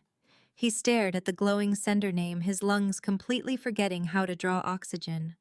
It was a direct message from his own chief executive officer. His mouth fell open, his eyes widening to impossible proportions as he read the subject line. His hands shook so violently the phone nearly slipped from his weak grasp. A single bead of cold sweat rolled down his cheek. He looked up at me absolutely shattered, before dropping his gaze back to the glowing device. He read the words aloud, his voice cracking into a hollow, defeated whisper. Your merger is denied. Furthermore, Obsidian Capital has provided proof of your corporate embezzlement. You are terminated and the police have been notified. I, I, Nakia. Darius's legs gave out completely. The weight of his impending incarceration crushed the remaining strength from his meticulously tailored frame. He hit the carpet with a dull thud, the corporate smartphone slipping from his numb fingers to bounce uselessly against the leg of the dining table. A guttural, animalistic noise tore from his throat, a sound of absolute ruin. He was no longer the golden son-in-law, no longer the high-powered executive. He was a convicted felon waiting to be collected by the authorities. Sasha turned her back on her weeping husband and locked her panicked gaze onto me. Her tear-streaked face contorted into a desperate, hateful sneer. You think you have won? Sasha screamed, her chest heaving as she tried to salvage some shred of superiority. You think destroying him destroys me. You are wrong, Zuri. I do not need him. I do not need anyone in this pathetic room. I am an independent business owner. I have my own brand. My boutique is thriving. I have my own money, my own inventory, and my own high-end clientele. You can send this useless fraud to prison for the rest of his life for all I care. I will still wake up tomorrow as the owner of the most exclusive luxury boutique in the city. You cannot touch what I built with my own 2 hands. I did not react to her shrill declarations. I simply let her desperate words hang in the stagnant air of the suite, allowing the absolute delusion of her statement to fully manifest. I slowly uncrossed my legs and turned my head slightly toward the heavy mahogany doors. I gave a single, almost imperceptible nod. Isaiah stepped forward from the shadows of the entryway. My head of security and personal assistant moved with quiet, lethal efficiency. His dark suit perfectly pressed his expression, an impenetrable mask of professional indifference.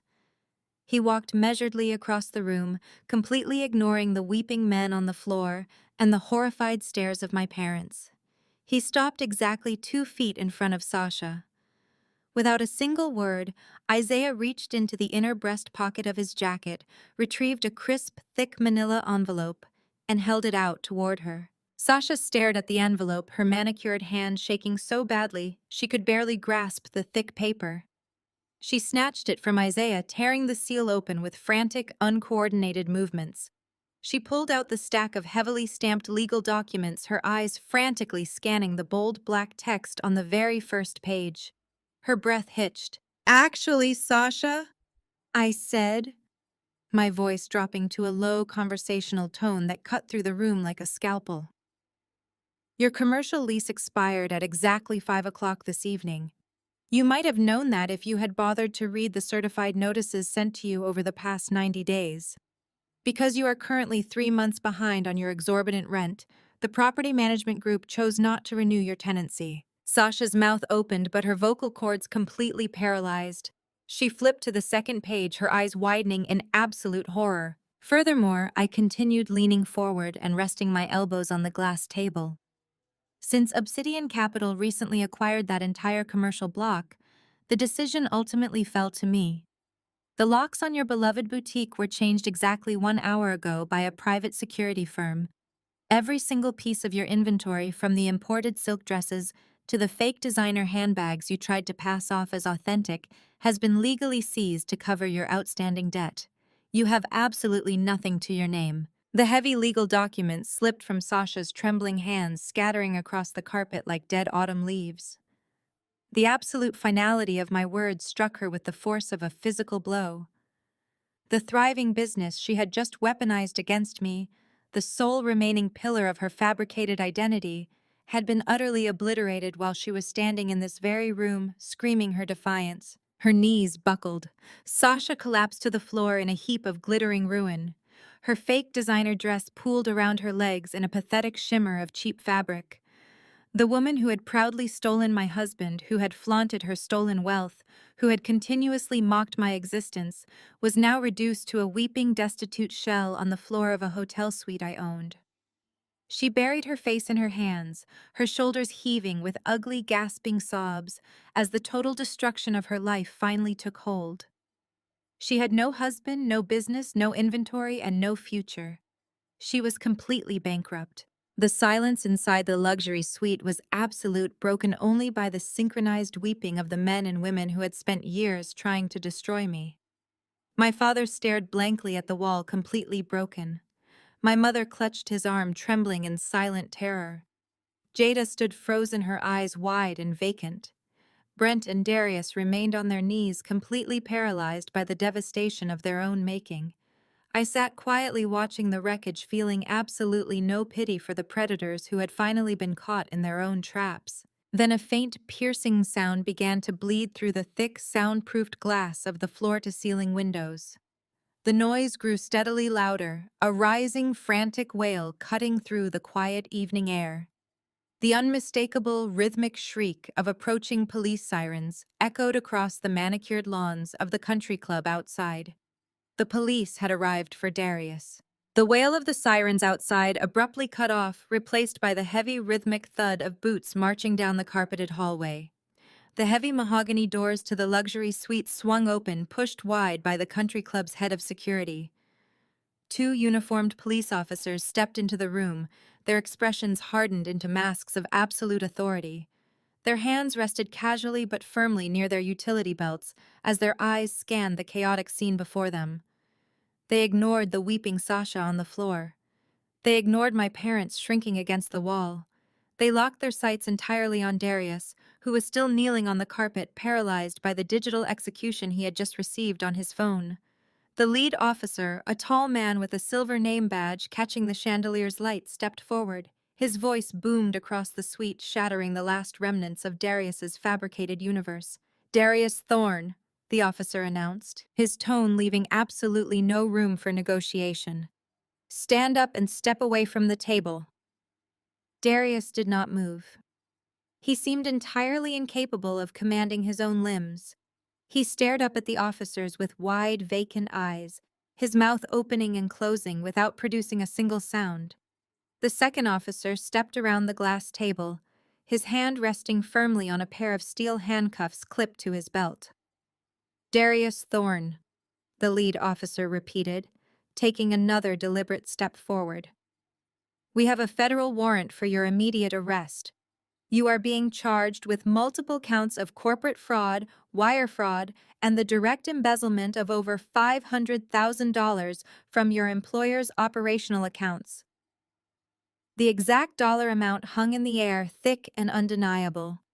Sasha, who had been weeping hysterically over her seized boutique inventory, suddenly stopped. She looked up at Darius, her tear-streaked face twisting with a new, horrifying realization. Her golden goose was not just fired, he was a common thief. Darius finally found his voice, a pathetic, high-pitched whimper that sounded like a cornered animal. "No, wait, there is a misunderstanding," he stammered, scrambling backward on his hands and knees, desperately trying to put distance between himself and the advancing officers. "I am a senior executive. I have a merger pending. You cannot just come in here. This is a private country club."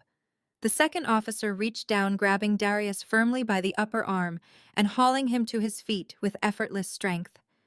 Darius yelped, his expensive velvet jacket twisting awkwardly around his shoulders. "The evidence was submitted directly to the district attorney less than an hour ago," the lead officer stated, his voice devoid of any sympathy. "Complete financial ledgers, hidden offshore routing numbers, and internal corporate emails confirming the unauthorized transfer of $500,000. You have the right to remain silent. I highly suggest you use it." Darius's legs buckled again, but the officer held him upright. The reality of federal prison was staring him right in the face. Panic completely consumed Darius. His eyes darted wildly around the luxury suite, searching for any possible lifeline. He could not look at me or the wife he had betrayed. His desperate gaze landed squarely on my parents. Vivian clutched her purse, face pale with horror. Calvin stood rigid, staring at the golden son-in-law he had just praised. Calvin! Darius choked out, his voice cracking with absolute desperation.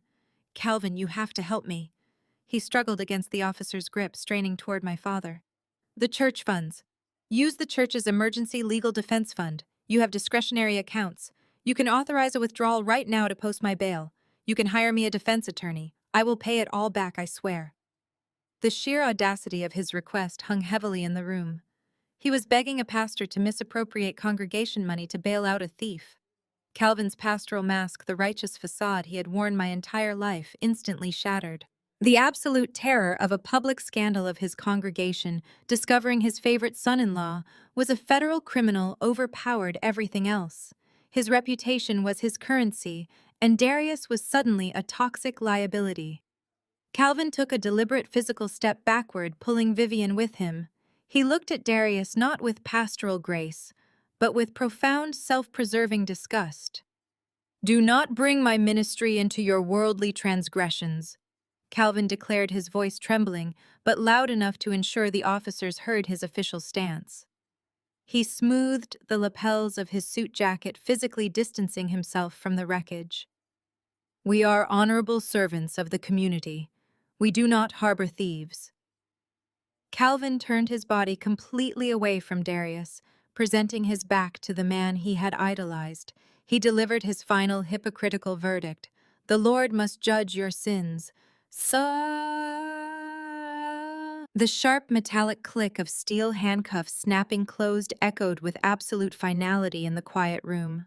The sound permanently severed his last remaining tether to the privileged world he had ruthlessly exploited. His wrists were locked tightly behind his back, forcing his posture into complete and utter submission. The officers did not offer him the dignity of adjusting his jacket. They simply gripped his arms and propelled him roughly forward toward the open mahogany doors. As they dragged him across the threshold past the horrified club security and the stunned servers, Darius stopped resisting. His shoulders slumped heavily, his chin dropping in a state of utter defeat. But just before the officers shoved him completely out of the suite and into the glaring lights of the public hallway, he stopped. He turned his head, twisting awkwardly against the officer's grip, and looked back over his shoulder. His hollow, tear-filled eyes locked onto mine one final time. He was looking at the woman he had discarded, the woman he thought he had utterly destroyed, who now sat calmly on her throne of untouchable power. I did not blink. I did not flinch. I looked him dead in the eyes, allowing a slow, satisfied smile to curve my lips, and repeated his own cruel words from 5 years ago. Leaving you was my best move.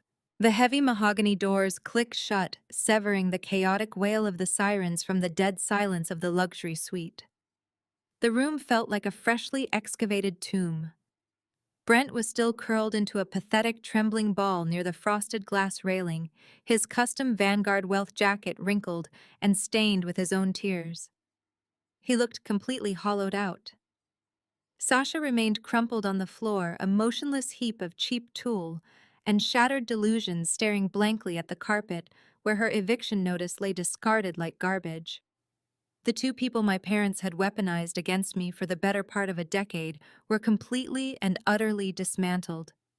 I slowly turned my chair away from the door, folding my hands in my lap, and let my gaze settle on Pastor Calvin and First Lady Vivian. The transformation happening across their faces was a masterclass in survival. The righteous, suffocating fury that had contorted my mother's features just 10 minutes ago was rapidly melting away. The pastoral disappointment my father had weaponized to keep me submissive was instantly replaced by a frantic, calculating gleam. They were looking at the bank statements still resting on the table. They were looking at the undeniable proof that their discarded, inadequate daughter was the sole architect of a massive acquisition firm. They were looking at my absolute power, their only remaining lifeline. My parents did not mourn Darius. They did not rush to comfort Sasha or console Brent. In their world, loyalty only extended as far as the nearest checkbook, and the checkbooks on the floor were officially overdrawn. I watched my mother straighten her spine. She smoothed the front of her silk dress, took a deep breath to compose her frantic nerves, and quickly and completely discarded the horrifying reality of the last 30 minutes. She stepped over Sasha's legs without a single downward glance. Vivian was pivoting. The precious golden children were dead, so it was finally time to resurrect the scapegoat. Vivian walked toward my side of the glass table, her arms opening wide in a grotesque display of manufactured maternal affection. A sickeningly sweet smile stretched across her face, failing to reach her cold, calculating eyes. My beautiful, brilliant daughter Vivian cooed, her voice dripping with a honeyed warmth she had never once directed at me in my entire life. She took another eager step, her designer heels clicking softly against the thick carpet, her hands outstretched in a desperate pantomime of a mother's unconditional love. I always knew God had a mighty plan for you, Zuri. I knew He was preparing you for a season of unimaginable harvest. This is exactly why we pushed you so hard, why we demanded absolute perfection. We saw this greatness inside of you, and we just wanted you to realize your full divine potential. She reached out, attempting to wrap her arms around my shoulders, in a suffocating embrace. Look at everything you have built. Look at how the Lord has blessed your hands. We need to stick together now more than ever, Zuri. Family is the only thing that truly matters in this wicked world. We must unite our resources, our money, and our vision. The church needs a new financial director, and clearly you are the only one with the divine wisdom to lead our ministry into the next decade. Calvin stepped up directly behind her, adopting his most profound pastoral posture. He nodded solemnly, clasping his hands together over his stomach in a practiced gesture of false piety. Your mother is absolutely right, Zuri. He intoned, his deep baritone completely devoid of the venom he had hurled at me earlier. The Lord works in mysterious ways. He removed those corrupt men from our presence so that you could step into your rightful place beside us. We can merge Obsidian Capital's philanthropic efforts with our ministry. Think of the incredible public image we can build together. Think of the massive community influence and the wealth we could generate. You will have a seat at the head of the table exactly where you belong. We can put this ugly little misunderstanding behind us forever, forgive past transgressions, and move forward as a united, powerful family front. You are our flesh and blood, Zuri, and we are just so incredibly proud of you. I stood up sharply, pushing my white leather chair back with a scrape. I took a deliberate, calculated step away from Vivian, physically rejecting her fraudulent, opportunistic embrace. My mother's arms dropped awkwardly to her sides, her fake smile faltering and twitching as she stared at my rigid, unforgiving posture. "Do not touch me," I said, my voice dropping to a harsh, unforgiving whisper that made Calvin flinch. "Do not stand there and invoke God to cover up your parasitic greed and your endless vanity." 5 years ago, I sat on the cold floor of my empty apartment, staring at a plastic bottle of prescription pills, entirely ready to end my own miserable life. I was drowning in debt after Darius left me for Sasha, and my career was in absolute freefall. I came to your massive house, begging for emotional support and just a shred of parental love. Instead, you locked the heavy front door and told me my depression was an embarrassing sin that would ruin your pristine pastoral reputation. You told me my failure was a stain on your toxic respectability politics. You told me to pray away my panic attacks so the congregation wouldn't whisper about your defective child. You left me to die because I was not useful to your brand. The absolute shock on Vivian's face was genuine, not because of my pain, but because I dared to speak it aloud. I leaned across the table, maintaining unbroken eye contact with my father. "I have already canceled the automatic monthly wires to your church. You are going to have to rely on your thoughts and prayers to pay the massive mortgage from now on." Calvin's face flushed a deep mottled crimson. The carefully cultivated mask of the benevolent, soft-spoken pastor melted away, revealing the terrified, greedy man underneath. The realization that his primary source of unrestricted capital had just been severed snapped his last thread of self-control. He slammed his fist down hard onto the glass table, making the crystal water pitchers rattle. "You ungrateful child!" Calvin roared, his voice booming with a raw, ugly fury that echoed off the high ceiling. "How dare you speak to your mother and me that way? We gave you life. We put clothes on your back. We paid for your private schools and molded you into a woman of substance. You owe us respect according to the scripture. You owe us your obedience." He stepped around Vivian, his chest puffed out in a vain attempt at physical intimidation. "You think because you have a few dollars now that you are above the laws of God and family. You are nothing without the foundation we provided. Do you have any idea what it costs to run that ministry, to maintain our standing in this community? We are pillars of this city. The church mortgage is a fraction of the expenses we manage daily. We depend on those wires. They are your tithe, your holy obligation to the people who raised you up from nothing." Calvin pointed a thick finger at my face, his breathing heavy and erratic. "You will reinstate those transfers immediately. You will not bankrupt the house of the Lord just because you are throwing a childish tantrum over some past grievances. We did what we had to do to protect our family's reputation. We protected our brand. You were unstable, Zuri. You were falling apart, and we could not let your weakness drag the rest of us down." Darius was a rising star, a man of God, an executive. We had to stand by him for the sake of the church's image. You cannot punish us for making the difficult righteous choices. Vivian nodded vigorously behind him, her own anger now matching his. "Your father is absolutely right. We covered for your failures. When you could not keep your husband happy, we maintained the family dignity. We smiled for the cameras. We hosted the galas. We did the heavy lifting while you sulked in the shadows. You have no right to hoard your wealth when we are the ones who sacrificed our peace of mind to keep your embarrassing breakdown a secret from the congregation." I did not back down. I stepped directly into my father's pointing finger, forcing him to drop his hand. "Your definition of family is a toxic transaction," I stated, my voice ringing with absolute clarity. "You did not raise a daughter. You curated a prop.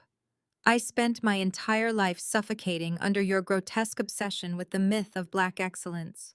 You paraded us around like show ponies, prioritizing appearances over actual mental health, demanding perfection, while ignoring the rot festering inside your own home." I looked from Calvin to Vivian, dissecting their hypocrisy piece by piece. "You valued money over loyalty. You valued status over your own flesh and blood. When Darius cheated on me, when he stole my savings and left me broken, you did not comfort me. You protected him. You protected the cheating son-in-law simply because he had a fancy corporate title and a six-figure salary. You let a predator sit at your Thanksgiving table because he looked good in a tailored suit, while you told your own daughter that her depression was a shameful sin." I swept my arm toward the empty doorway where Darius had just been dragged out in handcuffs. "Look at your rising star now, Calvin.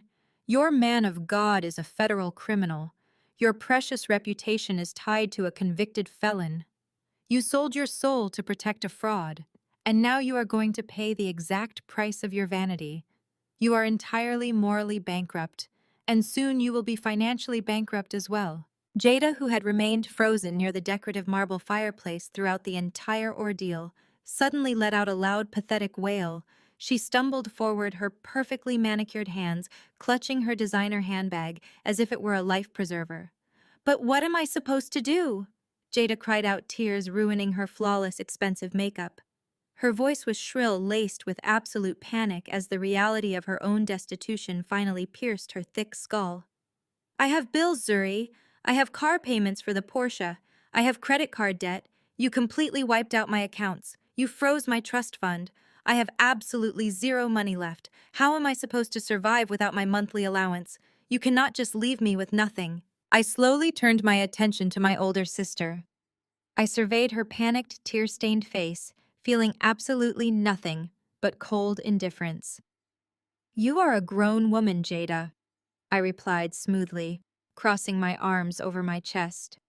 "It is time you finally learn how the real world operates. If you need money to pay your exorbitant credit card bills, I suggest you go out and get a job.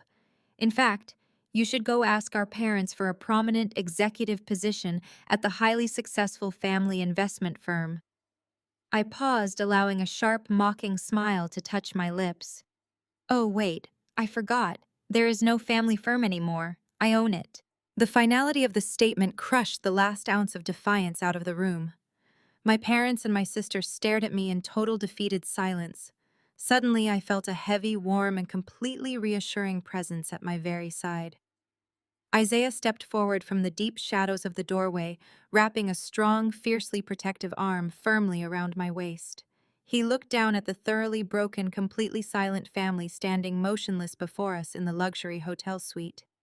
My wife is absolutely finished speaking with you. I leaned into Isaiah's solid frame, letting his unwavering presence anchor me. The heavy silence in the suite was punctuated only by Jada's pathetic sniffles and my father's labored breathing.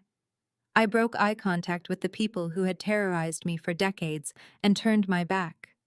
I walked toward the far end of the suite, moving away from the wreckage. Near the heavy glass balcony doors, bathed in the soft glow of a tablet screen, sat my real family. My beautiful 4-year-old daughter, Aaliyah, was perfectly oblivious to the absolute destruction that had just unfolded across the room. She wore tiny noise-canceling headphones, happily watching her favorite movie on her iPad. Standing directly behind her, serving as an impenetrable human shield, was Marcus, Isaiah's lead security detail. Marcus gave me a respectful, silent nod as I approached, stepping aside to give me space.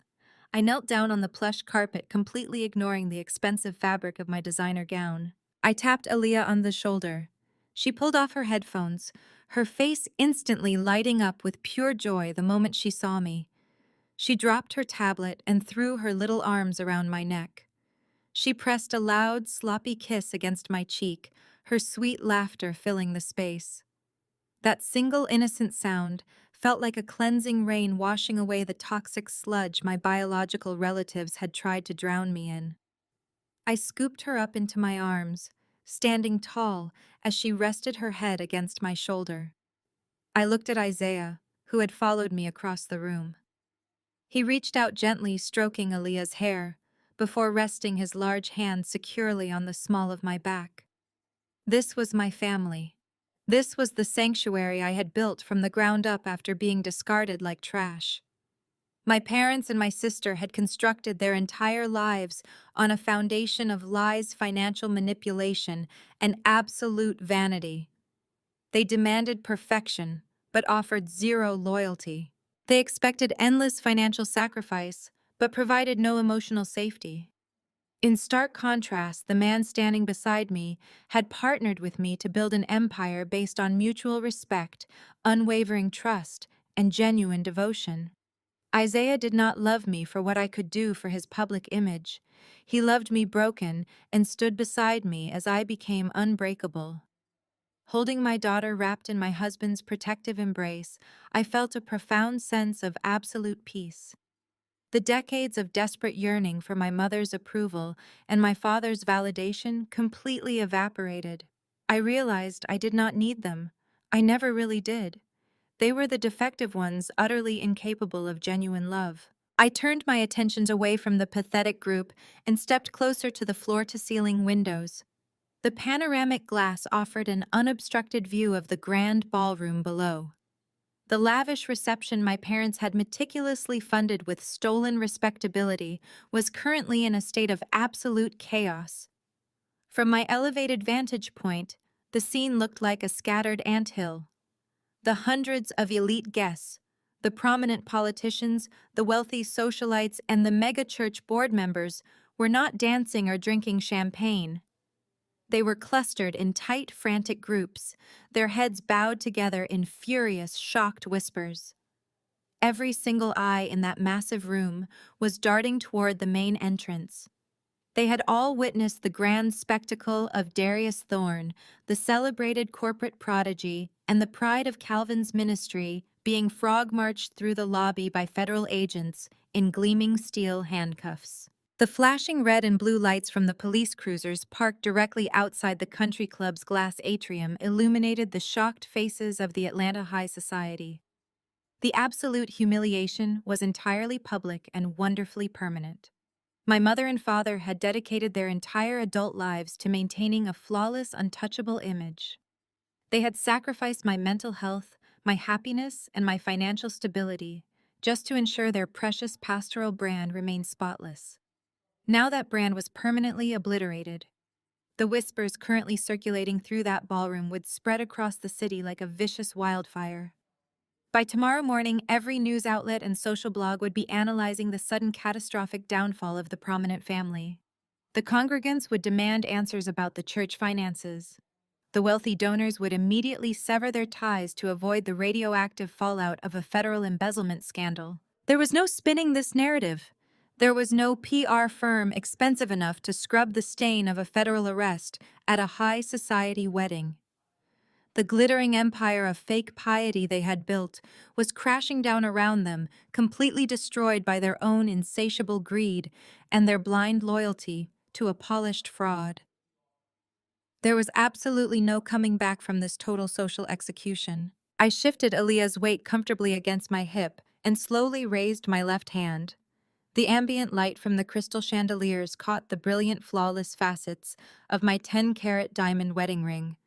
I casually adjusted the massive stone, a silent, glittering testament to the staggering wealth and undeniable power I now wielded. I slowly turned my head, casting one last glacial look over my shoulder at the miserable people shrinking against the far wall. Vivian was staring back at me, her face pale, her lips trembling as she processed the absolute finality in my eyes. She finally realized that the control she so desperately craved was gone forever. "You always said I was the family's biggest disappointment," I stated, my voice echoing with icy, unshakable authority across the cavernous luxury suite.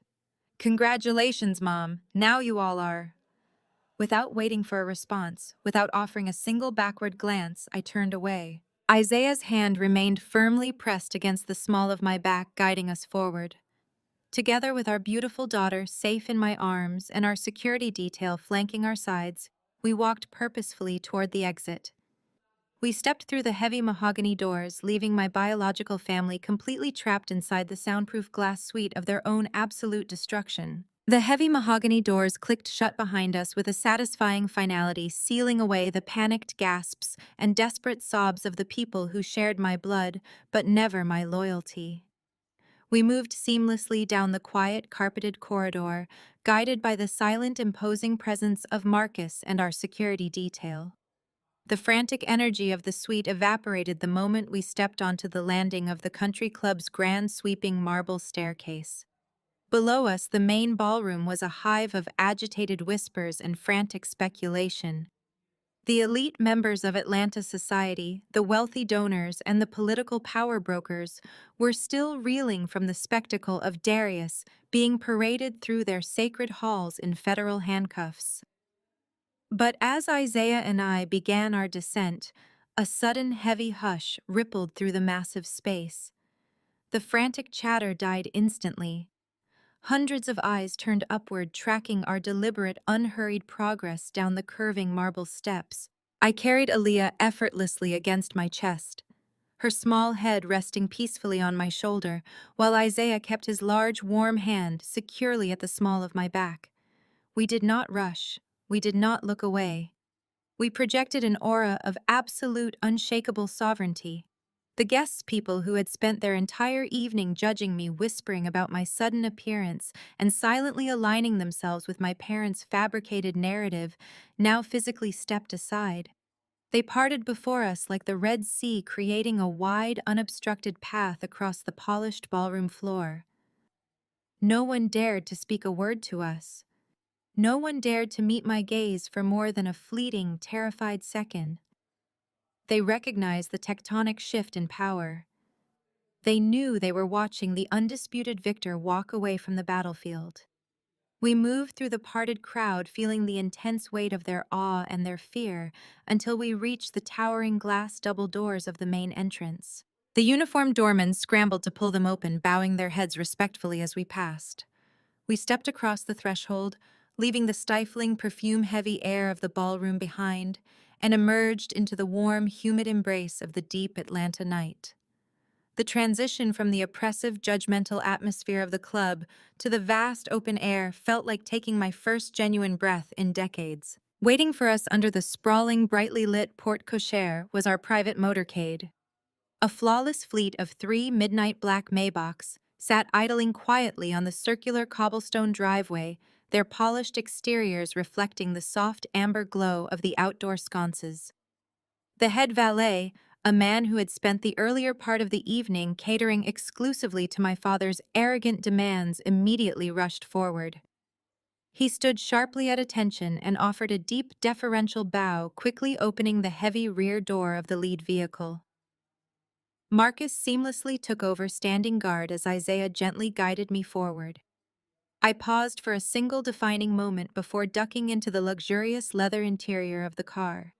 I turned around, adjusting Aaliyah securely in my arms, and looked back at the imposing columned facade of the country club one last time.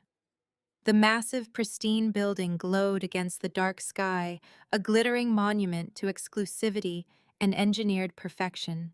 For my entire life, that structure and everything it represented had served as my personal suffocating prison. It was the physical manifestation of the toxic respectability politics my parents worshipped. It represented the suffocating pressure to smile through agonizing pain, the relentless demand to prioritize a flawless public image over actual mental health, and the cruel expectation that I should accept abuse just to maintain a comfortable seat at their elite table. I had spent 30 years shrinking myself to fit inside those walls, desperate to earn a sliver of validation from the people who controlled the guest list. But standing outside in the warm night air, surrounded by the impenetrable fortress of my own success and the fierce protection of the man who truly loved me, the building looked remarkably small. It was just a hollow shell filled with terrified, morally bankrupt people clinging to a sinking ship. I felt no lingering attachment, no twinge of regret, and absolutely no sorrow for the devastation I had left behind in the luxury suite. I had not just burned their empire to the ground. I had salted the earth to ensure nothing toxic could ever grow there again. I broke my gaze away from the glittering prison, ducked my head, and slid comfortably into the spacious, soundproofed cabin of the Maybach. Isaiah slid in right beside me, the heavy door clicking shut to instantly block out the ambient noise of the city. The plush cabin was a sanctuary of rich leather and warm, ambient lighting. Marcus took the passenger seat up front, and the powerful vehicle pulled smoothly away from the curb, seamlessly blending into the quiet rhythm of the midnight traffic. Aaliyah shifted comfortably against my chest, her steady, rhythmic breathing signaling that she had finally fallen deeply asleep, blissfully unaware of the monumental shift that had just occurred in our family lineage. Isaiah reached into the chilled compartment hidden in the center console and pulled out a crystal bottle of sparkling cider. He expertly popped the cork and poured the bubbling golden liquid into 2 tall crystal flutes. He handed one to me, his dark eyes shining with profound pride and deep, unwavering respect. I took the glass with my free hand, the cool crystal grounding me in the reality of the present moment. I took a slow, deliberate sip, letting the crisp sweetness wash over my tongue. I watched the city lights blur past the tinted windows. My mind drifted back across the agonizing, beautiful journey of the past 5 years. I had clawed my way out of that dark abyss, inch by agonizing inch. I did not just win a petty argument today. I broke a generational curse. The screen fades to black on her peaceful, triumphant smile.